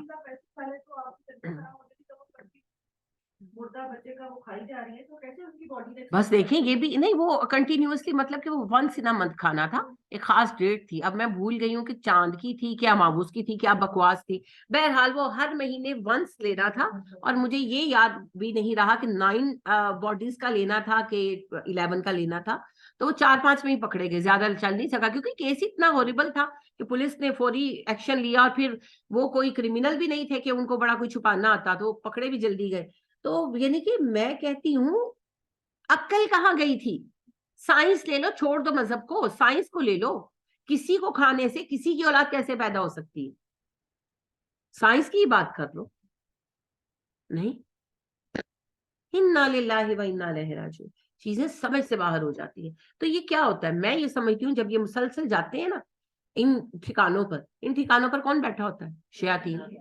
اب یہ شیاطین پھر ٹریپ کرتے ہیں, پھر ان کی عقلوں کو وسپر کر کر کے نا مات دے دیتے ہیں, پھر یہ ان کے اتنے اشاروں پر چلنے لگتے ہیں کہ ایسی گھناؤنے کام ان سے کرا دیتے. اور یہ کہہ رہے ہیں مردوں کو غسل دیتے ہو, آپ کے عزیز کو تو چاروں آنکھیں کھول کے رکھے, مرد کو بھی, اور یہ عورتیں اور مرد تعویذ رکھ دیتے ہیں مردے کے لیے. جی جی, یہ بڑا فیمس جادو کا ایک جو ہے نا ٹرپ ہے. کہتے ہیں آنکھیں کھلی رکھے. نہیں, آنکھیں کھلی رکھنے کی بات یہ کہ غسل خود دینا, یہ ہم نے جو کچھ سالہ کا ایک پروفیشن بنایا ہے وہیں سے ساری خرابی پیدا ہو رہی ہے. تو لہٰذا خود غسل دینا سیکھیں. کیوں گھر میں اپنے بچے جب پیدا ہوتے ہیں ان کو ہم غسل نہیں دیتے, کسی کو بلاتے ہیں. تو جب کوئی مر جاتا ہے تو اس کا غسل دینے کے لیے کسی کو بلانے کی کیا ضرورت ہے, وہ کیا چڑیل ہے بن گیا, یا وہ بھوت پریت بن گیا جس نے ہمیں پکڑ لینا. ہاں, عجیب بات ہے. اور اس کے ساتھ یہ بھی ہے کہ مردے کو غسل دینے میں جو چیزیں استعمال ہوئی وہ استعمال نہیں کرنی. صابن بھی پھینک دو, تولیا بھی دے دو, لوٹا بھی دے دو, ہر چیز دے دو. یہ ہندوؤں کے ہاں ہوتا ہوگا بھائی, ہمارا زندہ ہو یا مردہ اس کو کوئی فرق نہیں پڑتا. لہٰذا وہ پاک بھی ہے, اور وہ کوئی جن جادو نہیں ہے, وہ کوئی بھوت پریت نہیں ہے, وہ ایک انسان کی باڈی ہے اور بہت معزز ہے ہمارے لیے. اور یہ تو آزاد ہے کہ غسل دیں ہم کسی مسلمان کو. تو بالکل نہ گھبرائیں, خود غسل کا طریقہ سیکھیں یا پھر اپنے ٹرسٹڈ ونس کو بلائیں. بہن صحیح کہہ رہی ہے, جادو کے بھی اس کے کچھ ٹوٹکے ہیں, لیکن سب سے اہم بات اس سے بھی زیادہ, کہ جادو تو کوئی ایک لاکھوں میں سے کوئی ایک آدھ ہوگی نا جو ملی ہوگی کسی کے ساتھ, لیکن غسل کا طریقہ نہ آنے سے جو لاش کی بے حرمتی ہوتی ہے وہ سب سے زیادہ. یعنی میں نے آپ کو پہلے بھی بتایا اور ابھی پھر میں ریپیٹ کر رہی ہوں کہ میں بہت چھوٹی تھی لائک امامہ مریم. تو ہماری ایک بہت قریبی نیبر, بہت جن کے گھر ہر وقت آنا جانا تھا, وہ فوت ہو گئی. تو ان کو غسل دینے کے لیے غسالہ خواتین بلائی گئی. تو وہ بالکل جاہل خواتین تھی. ایک تو دروازہ کھلا تھا, یعنی کہ کھلا مطلب ڈھویا ہوا تھا, مگر ہر کوئی آ جا رہا تھا, ایسے ہجوم ہی لگا ہوا تھا عورتوں کا. اور دوسری بات یعنی کہ کسی کو روک نہیں رہے تھے, تو میں بھی اپنی بہن کے پیچھے اندر چلی گئی. تو جب میں اندر گئی تو وہ منظر میری آنکھوں میں نا فریز ہوا ہے کہ پورے کپڑے اس بیچاری خاتون کے اتارے ہوئے اور ان کو ایسے نا تختے پہ ڈالا ہوا, ٹانگیں بھی اوپن ہیں, اور یو کین انڈرسٹینڈ. تو وہ ان کو اس زمانے میں لفافے آتے تھے کلیننگ کے, تو وہ لگا چکی تھی, and they were pulling her hair. تو میں تو آپ سمجھ سکتے ہیں 5-6 سال کی تھی میں, تو کچھ دیر تو میں ایسے ہی کھڑی رہ گی نا. تو میری بہن نے شی پشڈ می آؤٹ کہ باہر جا تو. مجھے 2 باتیں آج تک جو ہے نا، کتنا عرصہ وہ میری آنکھوں میں وہ منظر رہا، اور ابھی بھی میں کہہ رہی ہوں تو آنکھوں کے سامنے ہے. اتنی بے حرمتی ایک ڈیڈ باڈی کی. اتنی عورتیں، کوئی 15-20 عورتیں کھڑی ایسے دیکھ رہی ہیں، اس کی بیچارے کی باڈی ایسے نیکڈ ہے، ٹانگیں کھولی ہوئی ہیں. کیا بکواس چل رہی ہے. اور پھر آپ دیکھیں کہ جاہل عورت وہ اس کی سکن سے وہ بال کھینچ رہی ہے. اب نبی صلی اللہ علیہ وسلم نے کہا کہ اپنے مردہ بھائی کو نرمی سے ڈیل کیا کرو، وہ بہت اذیت میں ہوتا ہے. اور ہمیں کہا کہ ٹھنڈا پانی نہ ڈالو، نیم گرم پانی ڈالو، اس کو ٹھنڈ فیل ہوتی ہے. یہ آپ صلی اللہ علیہ وسلم کے فرامین ہے. اور آپ نے کہا کہ بہت نرمی سے ہینڈل کرو، ٹف ہاتھ نہ لگانا اس کو. تو جان کنی کی جس تکلیف سے وہ گزرا ہے، پتہ نہیں وہ مردہ کس کیفیت میں ہوتا ہے. اور یہ حال ہوتا ہے باڈیز کا جو ہے نا ان جاہل عورتوں کے ہاتھوں میں. تو بالکل اس کی ضرورت نہیں ہے، قطعی ضرورت نہیں ہے. خود کریں. اور کوئی راکٹ سائنس نہیں، کوئی راکٹ سائنس نہیں. اور ایک بندہ اگر آپ کو نہیں آتا ہوتا ہے نا کہ بھئی نہیں کبھی غسل دیا، ایک بندہ بیٹھ کر کتاب سے بتائے اور دوسرا غسل دے. نبی صلی اللہ علیہ وسلم نے جب حضرت زینب رضی اللہ تعالیٰ عنہ آپ کی پیاری بیٹی فوت ہوئی ہے، آپ صلی اللہ علیہ وسلم نے چادر ڈلوا دی اور چادر کے ایک طرف بیٹھ گئے، دوسری طرف انصار خواتین غسل دے رہی تھی اور آپ صلی اللہ علیہ وسلم ان کو بتاتے جاتے یہ کرو یہ کرو یہ کرو. تو ہم بھی تو کر سکتے ہیں نا، ایک بندہ پراپر بک لے کر بیٹھ جائے جس میں پراپر طریقہ ہو اور وہ بتاتا جائے اور دوسرے لوگ جو ہے وہ کرتے جائیں. تو کوئی ضرورت نہیں. اللہ کے فضل سے الحمدللہ ہمارے گھر میں جو بھی فوتگیاں ہوئی ہیں ہم لوگوں نے خود غسل دیا، چاہے وہ میرے میکے میں ہو اور چاہے وہ میرے سسرال میں. الحمدللہ. تو بالکل بھی ان چکروں میں پڑنے کی ضرورت نہیں. ہاں اس کے ساتھ ایک یہ ایلیمنٹ ہے کہ بعض اوقات لوگ جادو ٹونے کے لیے ڈیڈ باڈیز کو یوز کرتے ہیں، but it is rare, it is rare. لیکن ہوتا ہے. قبروں میں بھی تعویذ دبائے جاتے ہیں اور ڈیڈ باڈیز کے منہ میں یا some time in private parts also they use to put the تعویذ اینڈ آل دیز تھنگس. لیکن ایسا بہت ریئر ہے. اللہ ہم سب کو ہدایت دے. لیکن بہرحال یہ جو جادو ہے، میں آپ سے صرف یہ عرض کرنا چاہتی ہوں کہ جادو کی راہ پر چلنے والا شیطانوں کا شکار ہو جاتا ہے، اور جو ان کے ٹھکانوں پر بار بار جاتا ہے نا وہ بھی شیطانوں کا شکار ہو جاتے ہیں. شیطان پھر اسے ٹریپ کر لیتے ہیں نا، پھر وہ اس کو پاگل کرتے ہیں، پھر اس سے وہ کچھ کراتے ہیں جو ایک عام انسان سوچ بھی نہیں سکتا، سوچ بھی نہیں سکتا کہ یہ سب ہو کیا رہا. تو لہٰذا اس سے بہت دور رہنا بہت ضروری ہے. اچھا، جادو کے ذریعے جادو کیسے کیا جاتا ہے؟ ابھی ہم نے بات یہ کی کہ جادو کیوں اسلام میں حرام ہے اور جادو کی اسلام کے اندر حکم کیا ہے. تو جادو کفر ہے، جادو شرک ہے، اور جادوگر کے لیے سزائے موت کا حکم ہے، یہ یاد رکھیے گا. اس پر بھی ابھی بعد میں آئیں گے. نبی اکرم صلی اللہ علیہ وسلم پر جادو ہوا اور جادو کا علاج بھی ہم نے دیکھا. ہم نے یہ بھی سمجھا کہ جادو تقریر کے بغیر نہیں ہو سکتا. تو اصل میں یہ تقدیر ہے بس، اور کچھ نہیں. یہ ایسے ہی ہے کہ کوئی آپ کو قتل کرنے کے لیے آپ پر گولی چلائے، اگر مرنا اس وقت آپ کے لیے ہے تو آپ مریں گے، ورنہ نشانہ چوک جائے گا. تو بس یہ اللہ کا حکم ہے. اچھا، اس سب کے بعد جادو ہوتا کیسے؟ جادوگر جادو کیسے کرتے؟ میں آپ سے عرض یہ کر رہی تھی، جی میں وہی سوچ رہی تھی کہ میں ڈسکنیکٹ ہو گئی اپنے سوال سے. میں نے سوال یہ کیا تھا کہ جب کوئی بندہ جادوگروں کے پاس جاتا ہے تو دراصل وہ کس کے پاس جاتا ہے؟ شیاطین کے پاس. تو جادوگر جادو کرتے کیسے؟ ان کے اندر کون سی طاقت ہوتی ہے؟ ہاں ہاں جواب دیں، گھبرائے نہیں. شیاطین کی طاقت ہوتی ہے. شیاطین تو کوئی طاقت ہے ہی نہیں. ہاں، اصل میں جادوگروں کے پاس ایکچولی کوئی طاقت نہیں ہوتی. اللہ کے ہاتھ سے جب باہر جاتے ہیں، نافرمانی اللہ کی کرتے ہیں، تو وہ ظاہر ہے کہ یہ جنات کے شیاطین کے قریب ہو جاتے ہیں، تو پھر وہاں سے نیگیٹیوٹی ملتی ہے. میں آپ لوگوں کی باتوں کو ریفریز کر رہی ہوں. بات وہی ہے مگر اس کو تھرو پراپر چینل سمجھ رہے. پہلی بات یہ یاد رکھیں کہ جادوگروں کے پاس کوئی طاقت نہیں ہوتی. جادوگر مدد طلب کرتے ہیں شیاطین جنات سے. اب جنوں کے پاس ایک طاقت تو ہے نا، وہ ہمیں نظر نہیں آتی ہے نا. تو آپ کو ستانا ہے، اللہ معاف کرے کوئی جادو کر دیتا ہے کہ جا کر نادیہ کو تنگ کرنا ہے، یہ جادو کرتا ہے. اب تنگ کرنا آسان ہے نا، آپ بیٹھی ہوئی اپنے دھیان سے کام کریے، آپ کو کان میں آ کے کوئی کہتا ہے نادیہ، آپ ڈر جائیں گے. انسان ہے، آپ نے چیز رکھی، آپ کی چیز اٹھا لی. اب چونکہ جن انویزیبل ہے تو آپ کی چیز بھی غائب ہو گئی. آپ ڈھونڈ ڈھونڈ کر تھک گئی، 2 گھنٹوں کے بعد چیز وہیں پڑی ہوئی ملی. और आपके साथ ये रिपीटेडली होने लगे तो परेशानी है ना। आपने चूल्हा बंद किया, आकर आप अपने किसी और काम में लगी, पीछे से चूल्हा जला दिया गया, हांडी सड़ गई। एक दफा हुआ, 2 दफा हुआ, 4 दफा हुआ, आप घर वाले कहेंगे तेरा तो रोज का ही काम, फिर तू कहनी मैं चूल्हा बंद करके ही सा। होता है ना ऐसा, लोगों के साथ होता है। तो ये है फिजिकल सताना, इसकी ताकत उनमें है, क्योंकि ये ऐसी ना जैसे फिजिकल काम है। हमें दिक्कत इसलिए आती है कि हम उन बदबख्तों को देख नहीं सकते, तो वो फिर हमारे कामों को खराब करना शुरू कर देते हैं और हमारे लिए परेशानी का बाइस बन जाते हैं। तो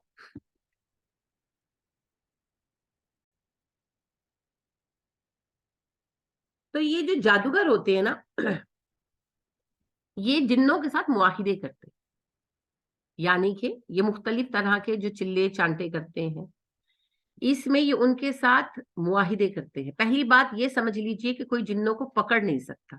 ये जो उर्फे आम में हमारे यहाँ बात चलती है कि मुवक्किल है, दिस इज द रिडिकुलस लाई, बहुत ही बेकार झूठ है, बेहुदा बात है। जिन्नों को पकड़ना तो दूर की बात है, चूहा फड़ के वहां सीरियसली पकड़ सकते हैं चूहा? आज तक पकड़ा गया किसी से?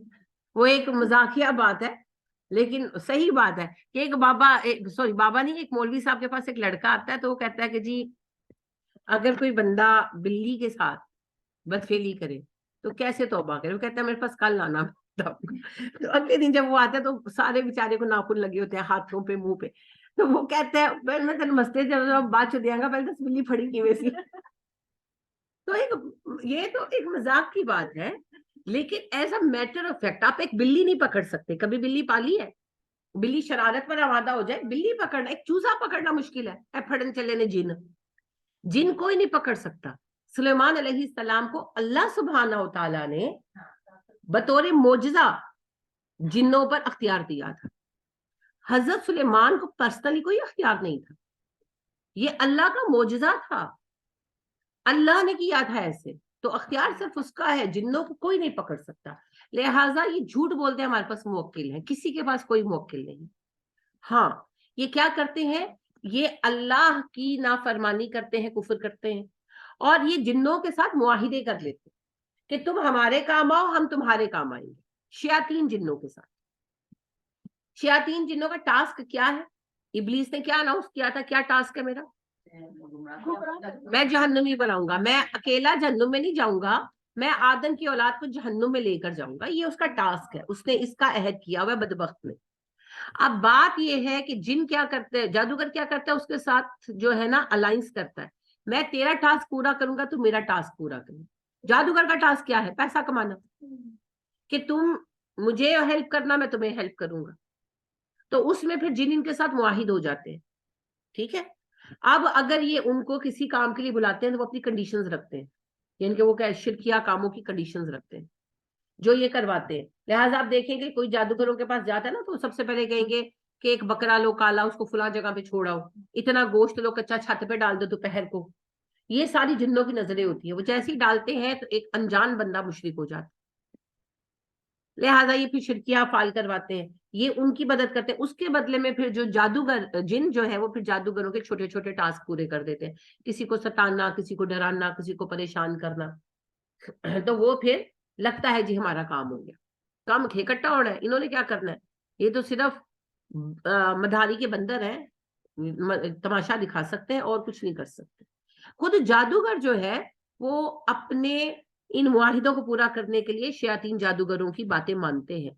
लिहाजा ये बहुत सारे ऐसे काम करते हैं जो इन्हें काफिर बनाते हैं, और उनको किए बगैर शयातीन जिन्नात इनकी डिमांड जो है वो पूरी नहीं करते। लिहाजा जादूगरों में जो जादूगर है, तो ये झूठे बैठे हुए ना, इनकी बात नहीं हो रही। जो जादू सीखते हैं और बाकायदा जादू करते हैं, उनमें ये बड़ी कॉमन बात है, उलमा की इस पर जो रिसर्च है, कि अपने हराम रिश्तों के साथ जिना करना नॉर्मल है। क्यों नॉर्मल है? क्योंकि ऐसे गंदे कामों की वजह से ये जहन्नमी होते हैं ना, बदकिरदार होते हैं, बुरे होते हैं। तो तब फिर शयातीन जिन्नात जो है वो इनके साथ इल्हाक करते हैं, इनके साथ अलायंस बनाते हैं अपनी। कुरान की बेहुरमती करना। लिहाजा इट्स अ रियल केस कि अल्लामा इब्न तैमिया के वक्त में सऊदीया में एक जादूगर पकड़ा गया, यानी कि एक बंदा बीमार था, उसका इलाज किया वगैरह, تو وہ پھر جو ہے فائنلی وہ جن بول پڑا, اس پر جن مسلط کیا گیا تھا, اور اس سے ان کو پتا چلا کہ جادو کس نے اس جن کو بھیجا, کمانڈ دیا. تو بہرحال پھر وہ اس کو پکڑا گیا. اس بنا پر سزا تو نہیں ہو سکتی تھی, لیکن علامہ ابن تیمیہ کا اسٹیٹس اتنا ہائی ہے علماء میں کہ اس کو بہرحال چیکنگ کی گئی, ساری دیکھا گیا.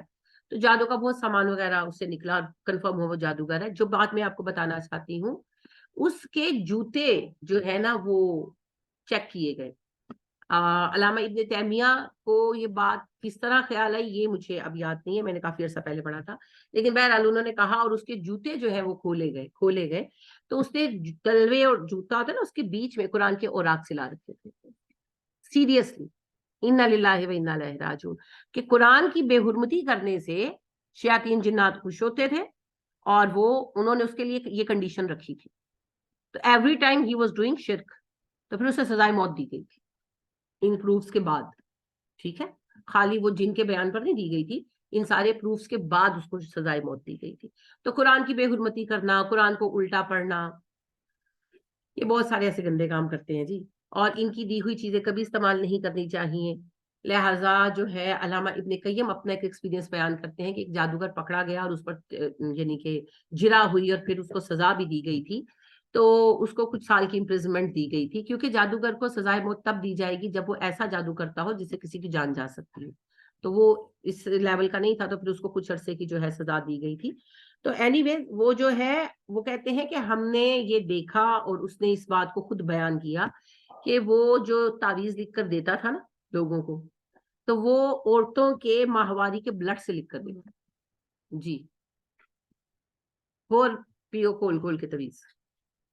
تو یہ اصل میں کیا ہوتا ہے؟ اچھا اس سے ہوگا کیا, مجھے بتائیں اس کا مقصد کیا ہے؟ انسان امپیور ہو گیا. اب جب وہ امپیور ہوا تو پھر اس پر شیاطین کو غالب آنے کا موقع ملا, کیونکہ امپیورٹیز جو ہے نا, انر ہو یا آؤٹر ہو, وہ شیاطین کے لیے رستہ کھولتی. تو یہ ٹریپس ہیں, تو ان ٹریپ سے بالکل نہیں پھنسنا چاہیے.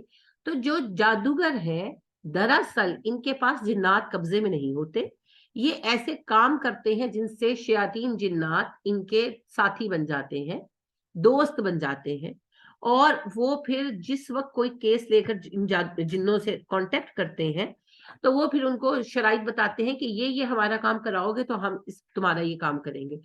تو جادوگر بھی اور جن بھی اصل میں یوز کر رہے ہوتے ہیں اس بیچارے بندے کو جو ان کے پاس آیا ہوتا ہے, اس کا کوئی کام نہیں ہوتا, لیکن جادوگر اس سے پیسہ ایڑتا ہے اور جن اس سے ایمان چھینتے ہیں.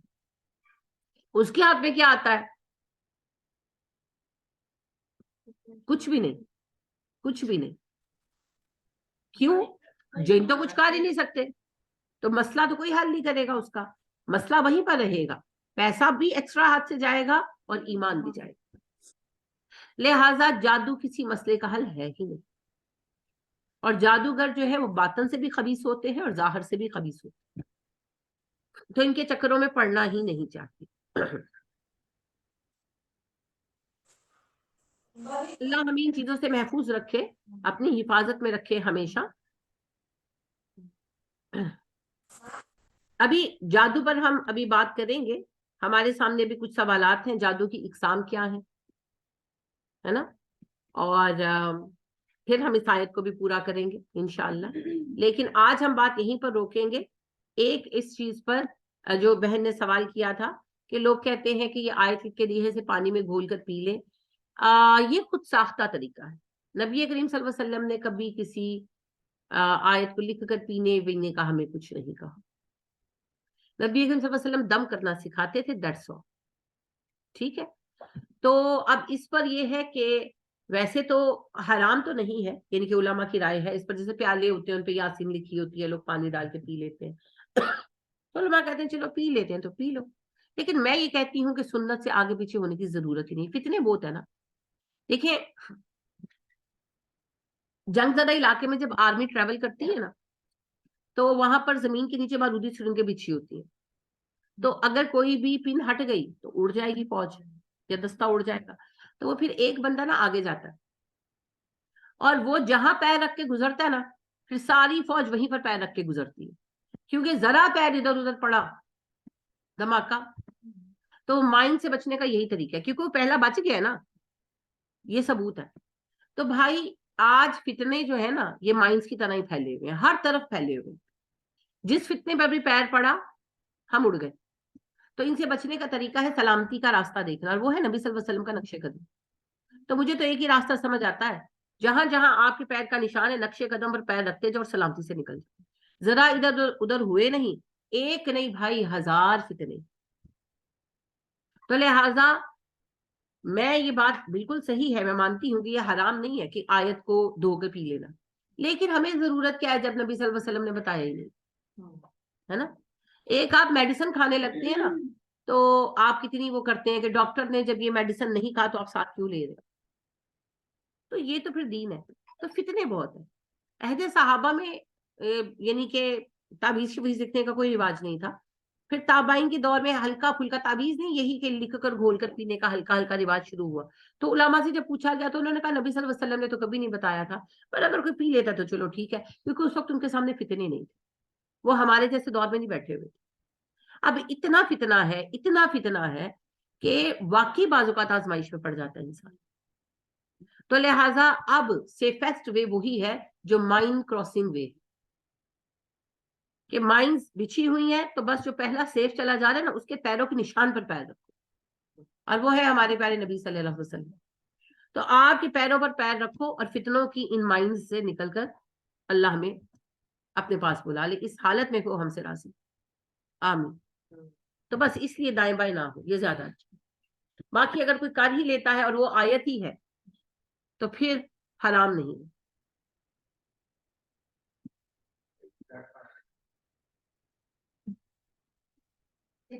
جی آپ کیا کہہ رہی ہیں؟ آپ نے ہاتھ اٹھایا تھا. ہاں وہ کہتے ہیں کہ جادو کا توڑ نوری جادو سے ہوتا ہے, نوری جادو کا کوئی بہن کہہ رہی ہے کہ کہتے ہیں جادو کا توڑ نوری جادو سے ہوتا ہے. جادو جادو ہے جی, جادو میں نور نہیں ہے, کوئی نور نہیں ہے. تو کوئی نوری علم شلم نہیں ہوتا. ایک دنیا میں نوری علم ہے جی, قرآن مجید. تو اس کو کسی سے پڑھنا پڑھوانا کیا, فلق اور ناس پڑھ لیں بس. ہاں ٹھیک ہے, بعض اوقات زیادہ کوئی مسئلہ ہے تو 7 سورہ بقرہ ایڈ ہو جاتی ہے وغیرہ, اس سے زیادہ کوئی نوری علم نہیں ہے. فلک ناز تو باقی سب بکواس باتیں ہیں. فلک ناز 3 دفعہ صبح شام لوگ مصنوعات لکھتے ہیں. اس کے علاوہ کئی عالم 41 دفعہ فلک, 41 دفعہ ناز. پھر یہ ایسے کافی مہنگے ہوتے ہیں. ہر نماز کے بعد 26 دفعہ دیکھیں پتہ کیا ہے, ہر وقت پڑھیں فلک ناز. یہ کئی طریقے سے. بہن کا سوال یہ ہے کہ مصنون طریقہ یہ ہے کہ صبح و شام فلک اور ناس 3 مرتبہ پڑھنا. یہ تو حفاظت کے لیے ہے, یہ ٹریٹمنٹ کے لیے نہیں ہے. دیکھیں ٹریٹمنٹ اور چیز ہے, حفاظت اور چیز ہے. ٹھیک ہے, تو جیسے آپ حفاظتی انجیکشن لگاتے ہیں نمونیا کے آج کل ہیں, تو آپ نے لگا لیے تو انشاءاللہ نمونیا نہیں ہوگا, لیکن اگر ہو گیا تو پھر دوائی لینی پڑے گی. اب وہ دوائی کتنی لینی ہے یہ ڈاکٹر بتائے گا, یہ نبی صلی اللہ علیہ وسلم نے نہیں بتایا نا, آئی مین قرآن و حدیث سے نہیں بتایا. قرآن نے صرف سمپلی یہ کہا علاج کراؤ, نبی صلی اللہ علیہ وسلم نے بھی کہا اللہ کے بندو علاج کراؤ, ہر بیماری کا علاج ہے. تو بالکل اسی طریقے سے اس معاملے میں بھی ہے. فلق اور ناس صبح شام جب ہم 3 بار پڑھتے ہیں وہ حفاظت ہے. انشاءاللہ جادو نہیں ہوگا, مگر اس کے بعد اللہ کو حکم غالب آیا اور جادو ہو گیا, اب وہ بیماری ہے. اب جادو آ گیا تو اس کا علاج کرنا ہے. اب علاج کیسے کرنا ہے, فلق اور ناس سے انشاءاللہ. لیکن چونکہ نارملی ہم لوگ سمجھ نہیں پاتے, ہمیں دقت ہوتی ہے, تو پھر جو اس کے ڈاکٹرز ہیں یعنی کہ علماء بابے نے, ایک ایسا عالم جو دین کا علم رکھتا ہو, اس سے آپ رجوع کریں, بات کریں. تو جس طرح ہوتا ہے نا سمٹمز, یعنی کہ آپ دیکھیں کہ ہلکا سا بخار ہے, ہلکی سی کھانسی ہے تو اور کیفیت ہے, اگر سینے میں اتنا درد ہے کہ سانس نہیں لیا جا رہا تو اور کیفیت ہے. تو ڈاکٹر پھر اس کے مطابق آپ کو دوائی دے گا نا, کہ نمونیا ہے, ڈبل نمونیا ہے, خالی ٹھنڈ لگ گئی ہے, ڈفرینٹ سٹیجز ہے. اسی طریقے سے ہلکا سا جادو ہے, شدید جادو ہے, وہ پھر آپ کی ڈوز کم زیادہ کر دیتے ہیں. تو پھر بعض اوقات وہ آپ کو کہتے ہیں, لیکن اس کے لیے ضروری ہے کہ جس بندے سے آپ مشورہ کریں وہ عالم دین ہو, اس کو قرآن کا پتہ ہو, سنت کا پتہ ہو. تو ایک تو وہ بیچ میں اوٹ پٹانگ حرکتیں اور باتیں نہ کریں. ہاں یہ ضرور وہ آپ کو ایڈجسٹ کر کے دے سکتا ہے کہ آپ فلق اور ناس کو اتنی بار پڑھ لیں, یا فلق اور ناس کے ساتھ لیٹ سپوز وہ بقرہ ایڈ کر دیتے ہیں, یا بقرہ کا کوئی حصہ ایڈ کر دیتے ہیں, کیونکہ نبی صلی اللہ علیہ وسلم نے مختلف اوقات میں مختلف دعائیں بتائی ہیں. تو آپ صلی اللہ علیہ وسلم کے انہی علاجوں کو مد نظر رکھتے ہوئے علماء پھر ایڈ اور سبسٹریکٹ کر دیتے ہیں مسائل کے مطابق، تو اس میں کوئی حرج نہیں ہے، اس کو دیکھا جا سکتا ہے۔ پھر وہی بات عرض کروں گی، ابھی جیسے کل میری دونوں بچیوں کو بھی بخار تھا، میرا اور امامہ دونوں کو، اور دونوں کا گلا خراب تھا، تو میں نے جب ڈاکٹر سے بات کی تو انہوں نے مجھے کہا کہ جو 6 سال کی ہے اس کو 5 ml antibiotic once a day دے، اور جو 8 سال کی ہے اس کو 5 ml ٹوائس اے ڈے دے۔ ڈوزیج کا فرق آ گیا نا، تو یہی ڈوزیج کا فرق بعض اوقات ان پیشنٹس کے لیے بھی رکھنا پڑتا ہے، تو اس کے اعتبار سے علماء اگر کچھ کم زیادہ کر دیتے ہیں تو وہ حرج نہیں ہے۔ پھر اس کے علاوہ ایک اور بات بھی ہوتی ہے کہ یعنی کہ ایک بندہ آلریڈی ماشاءاللہ بہت نمازی ہے، ہر چیز وہ پراپر کرتا ہے، تو اس کو تھوڑی سی چیز سے بھی فرق پڑ جائے گا، اور ایک گھر ہے کہ وہاں اللہ معاف کرے کوئی نماز نہیں پڑھتا، ناچ گانا چل رہا ہے، اللہ کی نافرمانیاں ہو رہی ہیں، تو پھر وہاں پر پھر زیادہ زور لگانا پڑتا ہے۔ تو یہ تھوڑی تھوڑی چیزیں جو ہے نا ڈفر کرتی ہیں، تو لہٰذا جو نبی صلی اللہ علیہ وسلم نے بتایا وہ حفاظت کا ہے، علاج کا نبی صلی اللہ علیہ وسلم کی اس پر کئی احادیث ہیں جن سے علاج کے طریقے ڈرائیو آؤٹ ہوتے ہیں۔ طریقہ ہے کہ قرآن پڑھنا، مگر اس میں کون سی آیت کس طرح یہ تھوڑا سا ہے، تو وہ پھر علماء تھوڑا تھوڑا ایڈجسٹ کر دیتے، ٹھیک، تو اس میں کوئی حرج نہیں، اتنی رعایت ہے، ٹھیک ہے۔ آپ اپنی عقل سے بھی کر سکتے ہیں، اپنی عقل سے کر سکتے ہیں فلق اور ناس، لیٹ سپوز آپ ایک بات ہے کہ 33 مرتبہ آپ نے صبح و شام شروع کر دی، ایک مثال کی بات کر رہی ہوں، آپ دیکھتے ہیں کہ فرق تو پڑھے پر بڑا سلو ہے، اب آپ ساتھ ایڈ کر لیتے ہیں جو ہے سورہ بقرہ یا اس کا کچھ حصہ، تو ظاہری بات ہے چیز بہتر ہو جائے گی۔ آپ اپنی دنیاوی میڈیسن میں نہیں تھوڑی چیزیں ایڈ کرتے، تو بات وہ نبی صلی اللہ علیہ وسلم سے ثابت ہونی چاہیے، then you can use it, ٹھیک ہے۔ تو انشاءاللہ جو علاج ہے اس پر بھی کل بات کریں گے انشاءاللہ، اللہ ہمارے لیے آسانی فرمائے، آمین۔ ابھی اس کے موضوعات باقی ہیں، کل انشاءاللہ بات کریں گے۔ سبحانک اللہم و بحمدک ونشہد ان لا الہ الا انت ونستغفرک ونتوب الیک۔ السلام علیکم ورحمۃ اللہ وبرکاتہ۔ لکھنی سکی ذرا دوبارہ بتا دیں۔